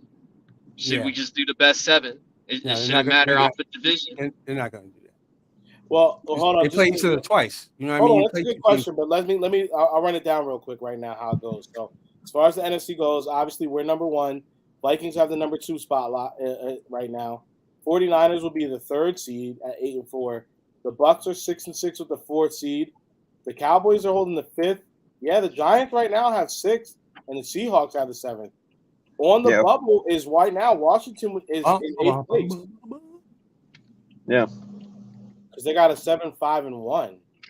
So they have, I guess that's a. So winning percentage is not as high. That's why I said Washington's not in right now. They got knocked out with that tie. That's crazy. That's where the tie hurt them because they don't have as many wins as the other team. But where it helps you is when you don't have as many losses. So if you have the same amount of wins, but that one tie and not the loss, then that helps you. So. Oh yeah, the Giants are 7-4-1. Yeah, that one loss. Yeah, falling by what? That's crazy. And it sucks because they got to bye. So, I mean, it's all right. We're gonna go ahead and give pow the Giants on this weekend. So, don't worry, Washington. You'll be right back in it. You'll be right back in it. Where's the rally? The good question is, it is the Seahawks. No, the Seahawks would be I don't know. Because then the Seahawks will be tied for 7-5. When the Giants take an L, they'll be 7-5-1. So basically, the Seahawks got to win this weekend. They got to beat the Panthers. If they lose to the Panthers, then they're out. Washington will be in. Yeah, I mean that tie really probably was the best case scenario for Washington and it's better than a loss. You know what I mean? It sucks for the fans, but it's better than a loss. So. Basically, the NFL said, if you kiss your sister, we'll let you in. On the mouth. That's how we got in the playoffs and after the Super Bowl. We tied, right? And then we ended up with the same amount of wins as Minnesota. So but we had one last loss. I forgot that they lost. Tie. That was nasty behavior too. I forgot about that, bro. He should have just been like, I don't have any confidence in Carson. Yeah. Fuck him. I mean, that's what he was saying. Like, he doesn't listen. So at this point, he would have changed the play and fucked it up. I saved him from an embarrassing moment. He should have brought he should have just brought Sudfeld in at that point. Like that shit happened in Indianapolis when he threw the interception. He was trying to save him from that moment. So, and Carson's just such a dickhead that instead of realizing that they're trying to help him, you know what I'm saying, he gets all butthurt and he wants out. The coach is like, the coach is trying to save you. Coach is like, hey man, remember I told you about changing them fucking plays and just running the play I fucking called? Well, last little thing. So what do you feel about the playoffs, P, before I switch to the last little thing I got to talk about here? We're gonna run the table. It's gonna go through Philly. I mean, it kind of even just to kind of double back, because I was looking at like the worst record playoff teams to even just make it. Last one was like, I think Seattle, they went 7-9. So they're gonna let an average team, if you can win your division in a subpar division, they're gonna let you walk in, which is cool. But it's gonna go through Philly. Niners, we'll see how they play in the cold. West Coast team. If it's the Vikings, they play in the dome. If it's the Bucks, I would love that game because I want the revenge for the last time. I don't see nobody else. Like the Dallas game, we're probably gonna play Dallas in the playoffs. It might be Because if we're a 1, they'll probably be like a 3 or a 4. Oh no, I'm sorry. They're gonna be. They're like not gonna make it that first week, bro. Nah, they're not. Depends on who they play, but it's To AK's benefit though, if the league is rigged, that means Tampa Bay beats Dallas, and then Jalen beats his mentee, his mentor, and it's the passing of the torch. That means Brady has now got knocked out by both Mahomes and by Jalen. I'll be comfortable in that game. We'll see where the penalty flags lie. They're not gonna call a game like that in the playoffs too much, but they will call some bullshit, and you'll be like, you remember the Cowboys and the Lions that game when the dude was hugging the dude downfield, no PI, like that type of shit. You're like, come on, man. Yeah. Like the ref, you can't miss that call. Like it doesn't make any sense. Well, There's no way that you can't sit here and say that this team isn't destined to go to the Super Bowl, man. Yeah. I'm sorry. I gotta say it, and this is pure facts. All right, we won a Super Bowl with Ronald Darby and Jalen fucking Mills as our corners. Like, okay, I'm being 100% honest here. Okay, we did not. Nigel Bradham was a damn good linebacker. Hicks was good, but our linebacking core right now, I believe, is solid where we're at, especially with White, Dean, and TJ. They're great, okay? You have the 2 best corners in the NFL, the 2 best tandem, all right? That's an instant upgrade. Blankenship is playing out of this world right now for what he has to do, and Epps is doing what Epps does. He is a pure tackler. Yeah, he might not be amazing at interceptions, but he tackles very well. Yeah. This defensive line still has Super Bowl ring players on it. And even the ones we brought in have Super Bowl rings, so they know how to win, which makes us even more deadlier. Then flip it to the offense. Jalen Hurts. Granted, Nick won, but Hurts is better than both Wentz and Foles. Absolutely. Okay? Hands down. AJ is better than Alshon Jeffrey. Torrey Smith got injured against Baltimore week 4, if I'm not mistaken, week 3 or 4. So that would have made our second wide receiver Nelson Aguilar, if y'all remember him. Well, Torrey Smith Devontae Smith is better than Nelson Aguilar. And hell, I'll take Quez over Greg Ward, and I'll take Pascal over Greg Ward, who was our third. And then Miles, he's playing better. Huh? Yeah, no, I said Pascal over Ward. I'd take him over him too, okay, just because of how they are. Miles Sanders, he's almost at 1,000 yards rushing. I believe our Super Bowl year didn't Jay Ajayi and LeGarrette Blount both average for 1,000. They both had like 500 yards. Yeah, they led the league in rushing and separate. Yeah, last week they took off. So Miles got him beat there. Dallas Goedert doesn't. Listen, Zach Ertz had a phenomenal year. I'm just calling our tight end room a tie because Goddard filled in Zach Ertz's shoes very freaking nicely. And our offensive line is still our offensive line. 3 of them still have Super Bowl rings. That's Sayamalu, Kels, and Johnson. Mailata filled in very nicely and well over exceeded expectations for JP. And Dickerson has done a hell of a job standing in there for Sayamalu since he moved over for Brooks. This team is by far way better than 17, and there's nothing stopping them. I'm sorry, bro. Actually, it's good that you actually mentioned that, because that was something that the guys did pose in the chat earlier. So, who's your offensive lineman MVP, and who's your defensive lineman MVP right now? Oh, offense, Kels.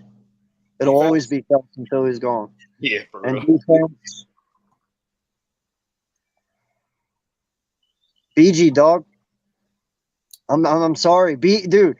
I have never seen a more consistent dude at the end of games when you need the last fucking play to seal the game. BG is always that guy. I've never seen a single player other than him do it. BG's that guy. I mean, he's always there, bro. Play, so the effort is always there. You know what I mean? Like, he's in that play. You're going to see him in the screen.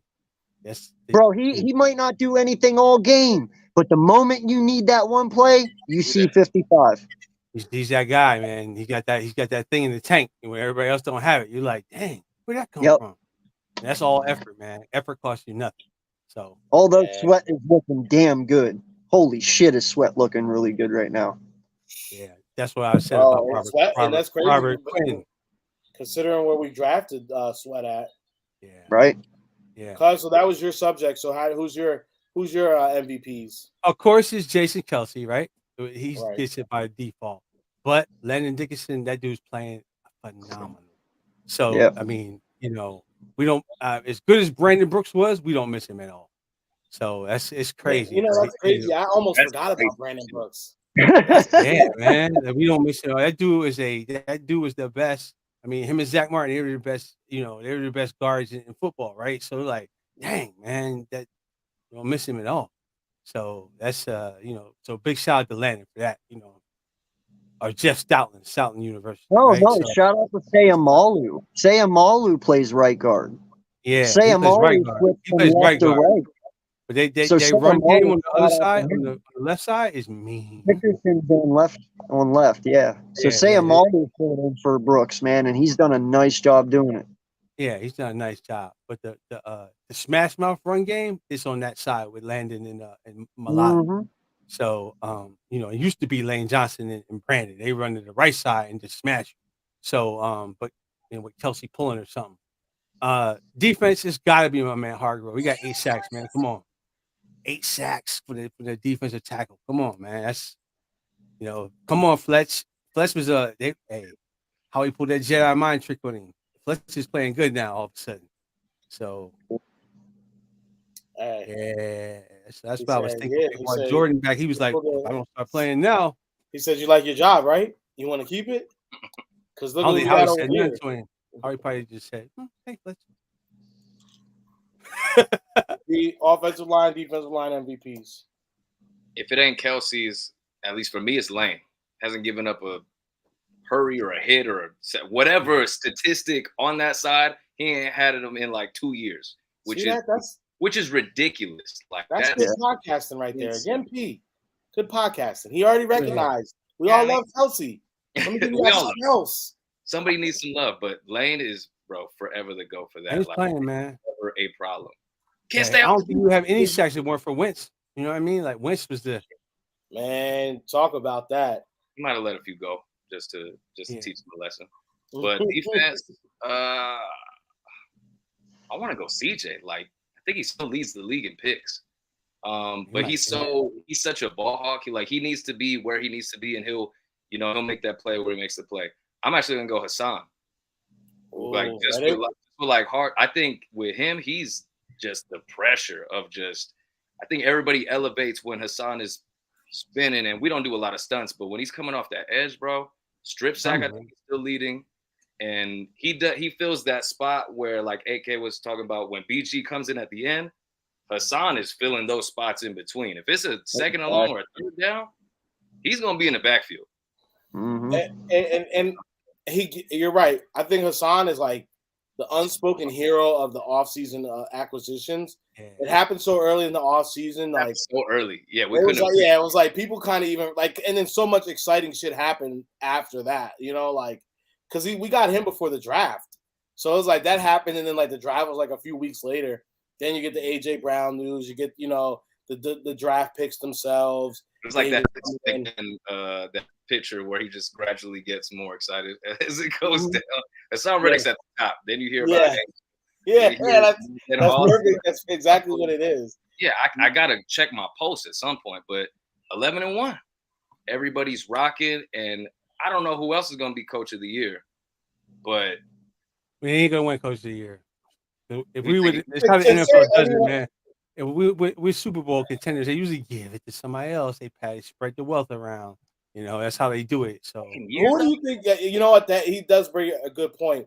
They usually do, like if you're in the, even though because let's not forget Dougie P took us to a Super Bowl and they still found a way to give it to McVay.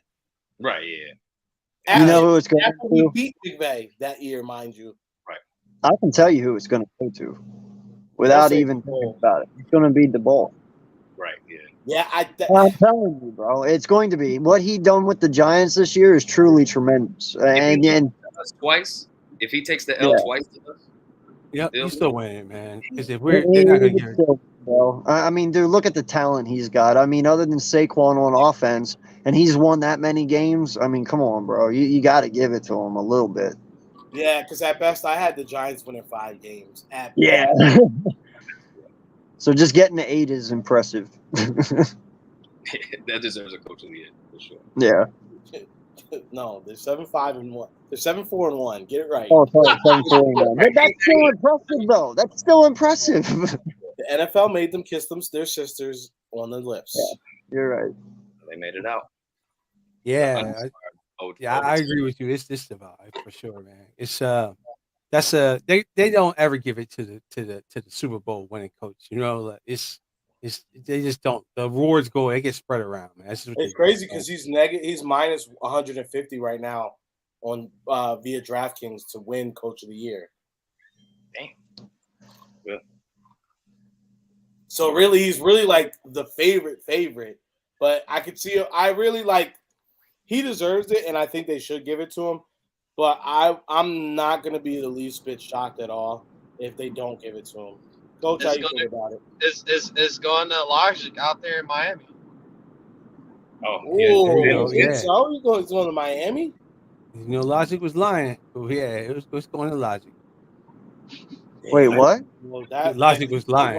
Logic. He does the concussion thing. You know, I don't do that.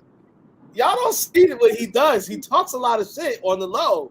This is what I'm talking about. If you pay attention, Coach, he talks a lot of stuff. Bro, the fact that I like Miami's coach because he be on the sideline holding that cup, like he got some Hennessy in it or something like that. Like it's just a casual day in Florida, bro. He just be holding the cup, pinky out. Hey, go double wide smash, Y flex 23. Bro, like when bro, you live in Miami. When you live in Miami, so it's like relaxed. He might be I'm going sorry, ski. He bro, might be going skiing at halftime. Yo, I'm sorry, but Mike totally is giving me Ted Bundy vibes over there in Miami. I'm not even playing, bro. Like, He's got a secret past. yo, bro, I'm not. Yo, have you listened to this man's fucking interviews and shit? Like, he looks like a robot. Like, I'm not even playing, man. I don't fuck with nobody, man. I be in the house just chilling with me and my dog. You know what I mean? Like, that's it. You know? I'm gonna be honest. I'm gonna tell you if anyone's giving me Ted Bundy vibes, unpopular opinion, it's Cliff Kingsbury, bro. Because he's so fresh. Especially after seeing him on Hard Knocks, he's over here talking about, I like having the crib to myself. You know, I really love natural sunlight coming in. That's why I bought this. Like, you be like, what? What are you talking about? And he's a handsome dude, so you know, like, you can see him going on a Thursday, on a Wednesday night where he's like done work. He just goes to a neighborhood bar in Arizona, picks up a couple broads, hey, why don't you come back to my house? Like, okay, and then he just slaughters them, puts them in some random room in the house. No one's gonna find them because no one else is there. You know, desert man. Bro, you put a lot of thought into this. Bro, you just ruined the 3rd episode of Hard Knocks for me right now because he literally came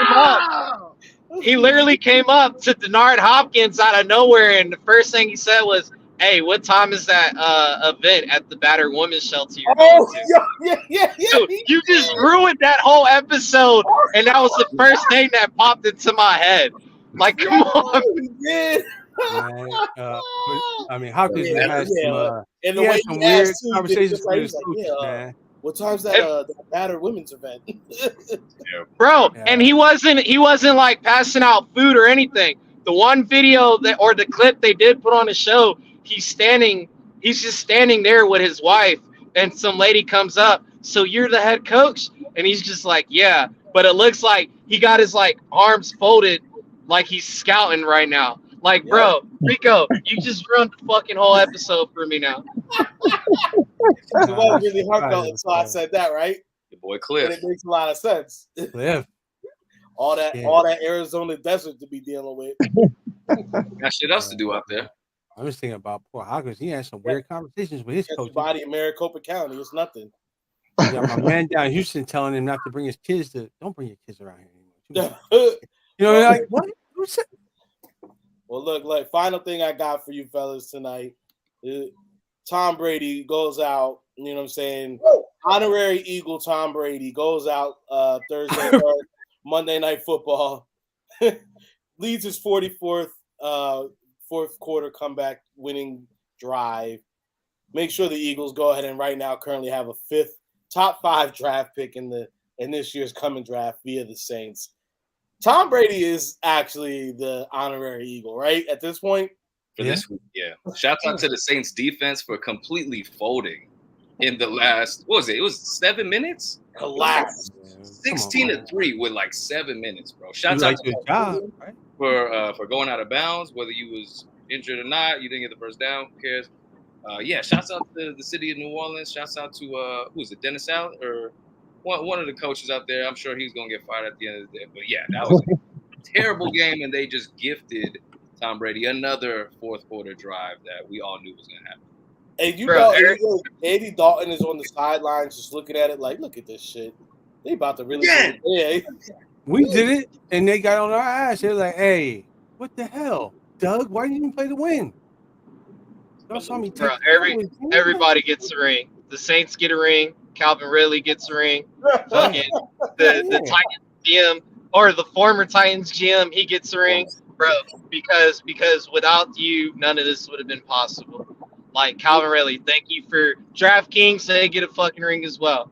Thank you for creating your app because Calvin Ridley was now missed out, so we can acquire AJ Brown. Like, bro, you contributed to this, so you're part of the team. Yeah, DraftKings, they definitely get a ring, bro. Shout out, Coach, you can't go to the strip club in your uniform, man. You gotta go home, all right? Yeah, like you never seen Major Payne? What? I'm about to. I mean, I've been, but you know, I was at least in my BDUs. We can't go in there. Yeah, but recruiter, you probably can't. You recruiting, right? Shout out to the bizarre world where Ben McAdoo was supposed to be the Eagles coach, but we ended up getting God. Done. Wow. That would have been wild. Shout out again, AK had said it earlier. McDaniels was supposed to be the Eagles coach. We get Sirianni. Shout out, like Coach just said, Calvin Ridley, you know, getting busy on the app, you know, making a couple. I didn't know I couldn't do that. I didn't know I couldn't do that. I didn't know I couldn't bet football that I play. Okay. I bet us to win, though. I bet us to win. Right. Because now we have AJ Brown. Well, actually, it was Calvin Ridley and a long list of guys.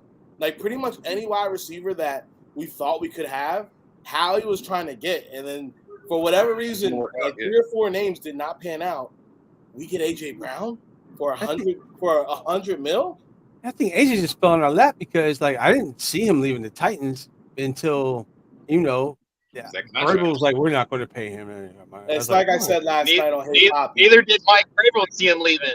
Hey, let's give a ring to Russ. Let's give a ring to Sierra. Let's give a ring to Aaron Rodgers because they were part of that whole beginning of the season as well. Oh, the Eagles are potentially going to go get Russell Wilson from Seattle. Oh, Aaron Rodgers is probably going to test free agency. He might come to Philly. Hey, give those guys rings as well for making the decision to go completely opposite of what our fan base said. And I'm happy you just mentioned that because AK, I have not gotten to have this convo with you, so I'm happy you're here right now. And I'll get everybody's opinion on this, and then I'll get last words. So I said I have this theory right now that AJ Brown, I'm not AJ, that Jalen Hurts. Everyone's saying that Jalen Hurts. It would be smart for him to take a hometown discount. You know, he's a good kid. He's probably going to take less money to stay in Philly. Blah, blah, blah. You know how all that goes. However, I have this theory where I said at all offseason, Jalen had to hear that we wanted to trade for Russell. We wanted to go ahead and see about getting possibly Aaron Rodgers. We were talking about trading for this guy over here, and they didn't pan out. Jalen takes the step forward that he takes. Now he's balling out. He had to hear all that. He was a gentleman about all of it. I think he's going to hold the Eagles' feet to the fire. I think he's going to say, pay me what I'm worth.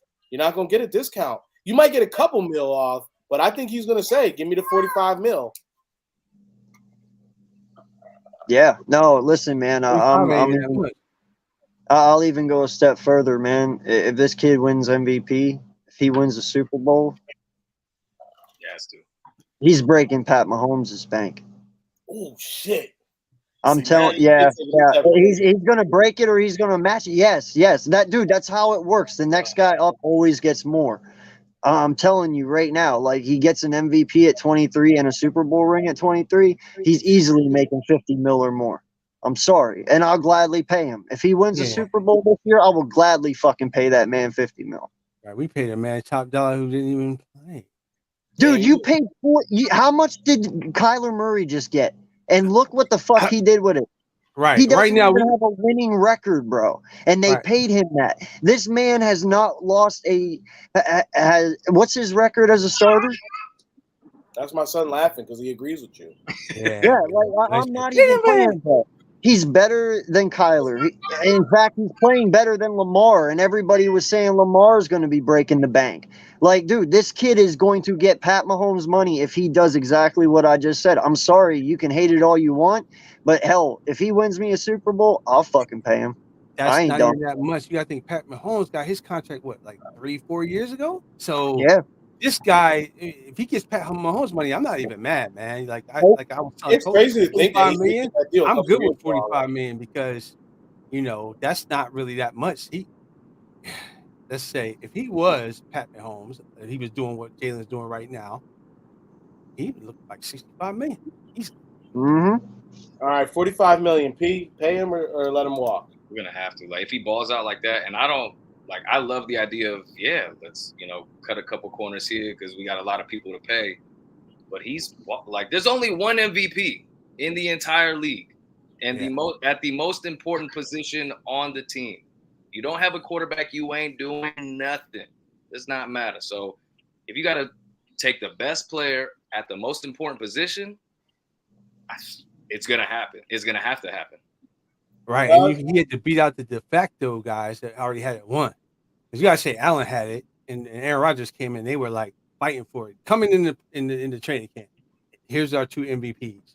They got to lose it, and Pat Mahomes is up there too, right? They got to lose it when Jalen comes out of nowhere. They're like, oh, he can pass. Oh my God, Coach, 45 mil, pay him or leave him.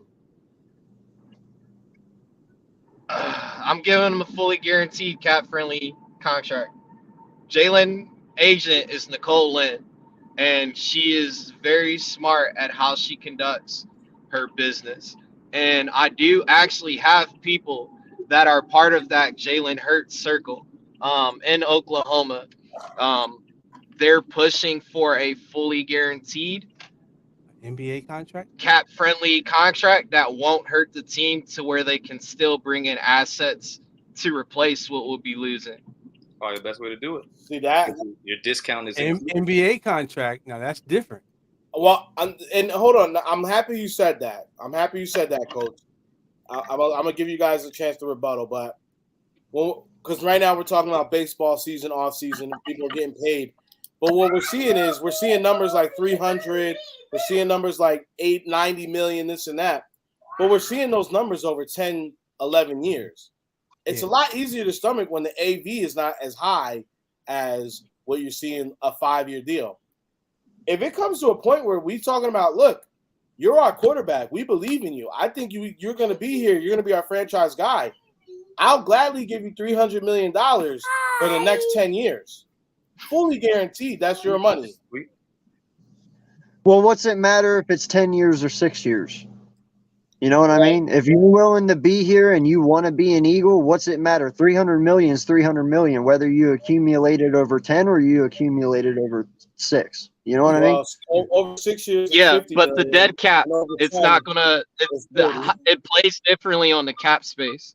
So if fully guaranteed, then you're not looking. I can't remember how to word it exactly, but a fully guaranteed quarterback contract would be more favorable for us because now we can allocate actually additional money to certain players, and then Howie can do his funky kick shit money down the max road. as far as kick shit down the road. Or Well, or coach, and really isn't guaranteed. that cash over? And isn't Go that ahead. cash over cap? Say that again. Well, the cap goes up. Isn't that Remember, how they cap do the is going cash to over cap? 230.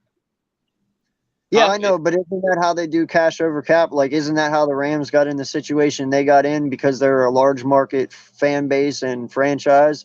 They have a lot more cash to play with than other people, so they pay them cash over cap. That way they can, you know what I mean? Like, a lot of people try to figure out how the Rams are paying everyone.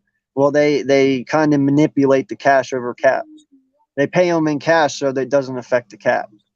Oh, hold on. You know what? You just said something I'm not really too versed in. I think your signing You guys bonus. didn't know about that? Yeah, Well, but I've heard. California- All right, cash over cap, NFL. Let's see. The Ravens are currently 23rd in the league. Cash over cap spending 120. Let me see. I'll read it. You guys talk. Go ahead. Yeah, I think that you can get some benefit out of the cash over cap thing.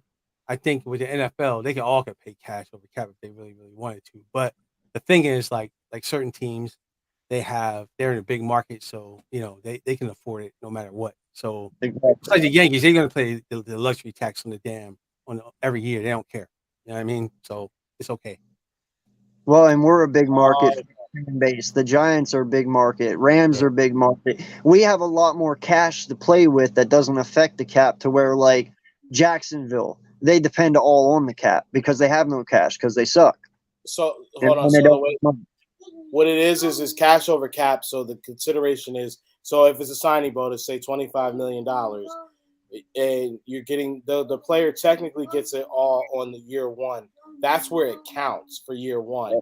However, every year they get $5 million over 5 years. Just say, to break it down. So that's how that whole situation works. So technically, it only counts for the first year, but they're already accumulated. Now, what that usually goes is, when you hear a lot of guys say that the guarantee money is all that they really usually end up seeing in the NFL, that's usually the signing bonus of guaranteed money that they're seeing. So that's kind of the thing that they play with.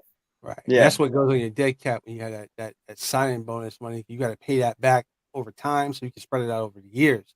But isn't that why we had to pay Alshon Jeffrey the year after we released him because that was that guaranteed cash over cap? Yeah, that's how we pay Wentz money. Like we Yeah, exactly. Pay him And that's a situation you don't want to be in, bro. You don't want to be in that situation. Yeah, it's money that counts against the cap, but even though they're not paying, they've already paid it, but it still counts on the cap technically. So yeah, that's what it is. It's like, and I mean, unfortunately, that is kind of the dangerous game that Howie does play with the kicking the can down the road. But what we see a lot of the time when you see that thing where they say, "Oh, he renegotiated the contract, turned this year into a signing bonus," that's the funny money that they're playing with. So these guys are getting that money, but it's kind of going to count down the road for us. But I mean, look, this is the thing. I know everyone said that it was going to be such an issue and how he doing that. We got to the year where we were going to be in cap hell. We got through it, and here we are 2 years later, possibly in the Super Bowl run. Yep. And it I think Howie's like, hey man, we're gonna see that. That's right. Like, Little guy next got check. it. Right on point, Yeah, right. You can't wait, right? Like you can't wait. Go Eagles, go! Fly Eagles high. There it is. Can he say Dallas stinks? Yeah, come say Dallas sucks. Come here. Come tell the good people that Dallas sucks. Dallas sucks. Yeah. Yeah, extra S's in it too. Like, there you go, Lex. All right, go ahead, kid. All right, here. All right, man. Hey, look, guys, we talked some stuff. We talked some conspiracies. We talked about the Giants having their shirts off with Timberlands on the boat. Let me get some last thoughts, cuz I'm gonna let you go first. Man. So really, we got some games coming up that we're gonna win. If we don't win them, it's because we already locked it up, right? So don't fans stay calm. Don't fall into the media. They're gonna make some drama for us because they have to, right? So I think we're in a good position. And right now, you see that I really love what they're doing with the tight ends and keeping Goddard out because them guys are starting to ball. That's kind of what I figured with them out. So I think that you start to see Stall and them make some big plays down the stretch when Goddard goes back. So I like it, Coach. Go ahead, hit him with it. Hey, this weekend is gonna be fun, man. It's gonna be one of them weird ones where I'm low key cheering for both teams. Only reason I'm kind of rooting for the Giants is not for them to win, but I did coach Aziz Ujiri, so it's good to see somebody I got a hand on now producing out there in the league. So uh, I hope he stays healthy, but I hope the Eagles take the W. But um, that's going to be the pleasure I get from my time in Georgia, seeing that type of thing. Well, I can definitely say if you coach them, I know the guy's got to be a class act. I can say for one thing for sure, two things for certain. The guy's going to step on the field with respect. He's going to have heart for the game, and I know he's definitely going to go ahead and play to the very last snap. So we're definitely be looking for the young man when he gets on the field. P, go ahead. What you got to say to the good people? Bro, it's crazy. It's already week 14. Like, it's already December. Like, this whole year just kind of went by. But we only have 5 games left. We should run the table. And like Will said, if we lose one, don't care because we either got the 1 seed or, some goofy happens. But I just want to see good football, execution, good play calling. We don't got to blow the doors off everybody, although I think we will this week. And we're getting healthy at the perfect time. So Avante comes back, I think, this week. Dallas comes back, I think, in 2 weeks. CJ comes back before the end of the season. Like, we're going to have a 100% healthy team and a bye week. So we just got to, stick to the flow, keep doing what we're doing. 12-1 is loading real soon. I love it. AK, the man, the myth, the legend. Before I let you go and say what you got to say, I want to say always, man, we appreciate you, man. We appreciate the Hardcore Sports Network, bro.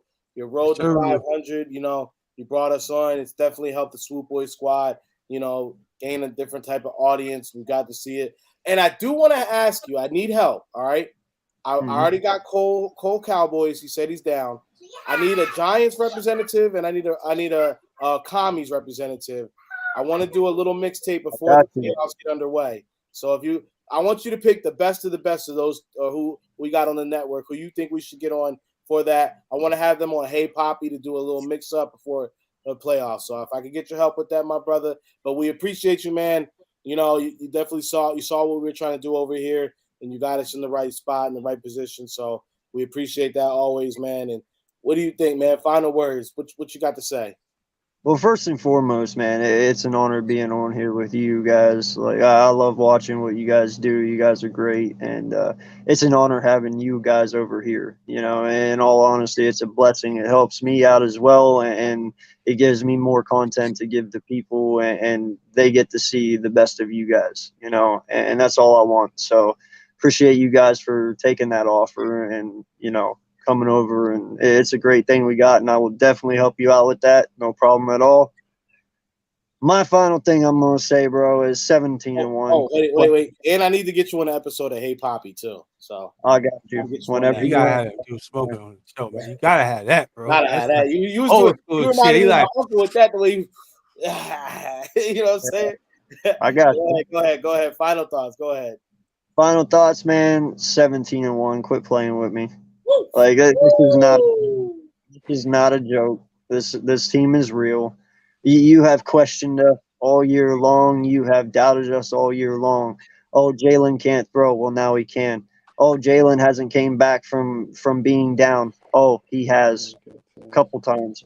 He's the only quarterback to get over 100 QBR on Dallas's defense this year. The only one. Like I said, man, this kid's balling. Nothing is stopping us. I'm sorry, bro. There's way too many weapons. We can beat you in the air. We can beat you on the ground. Hell, we probably don't even have to play and we'll beat you. So it is what it is, bro. But this is going to be one hell of a year. I'm telling you right now. Hold on, because it's about to get fun. Yeah, tell me that was no ball. That was no ball. Listen. Yeah. Hey, man, couldn't have said it better myself, man. Look, 17-1. I like that. Look, man, y'all know who it is. Y'all know what it was. Swoop Boys, episode 40. Look, King gonna be mad as hell when he see I did this for 2 hours. but fucking making me out. Fly, Eagles, fly. Boy, you know how we do this. Smitty up the bill, Booby on the wheel. Jalen and AJ think how we put a steel fight. Eagles, fight. Oh, you know we gon' do that. BG, big player, Bonte, Bradbury, pick 6 in the bag. Boy, sweaty on the line, flash that with him. Boy, the Kobe gon' get him, constant, hit him. Boy, and my dog, big as my lot of switching names up. Should be Philly, got it sold up, bro. Why ball?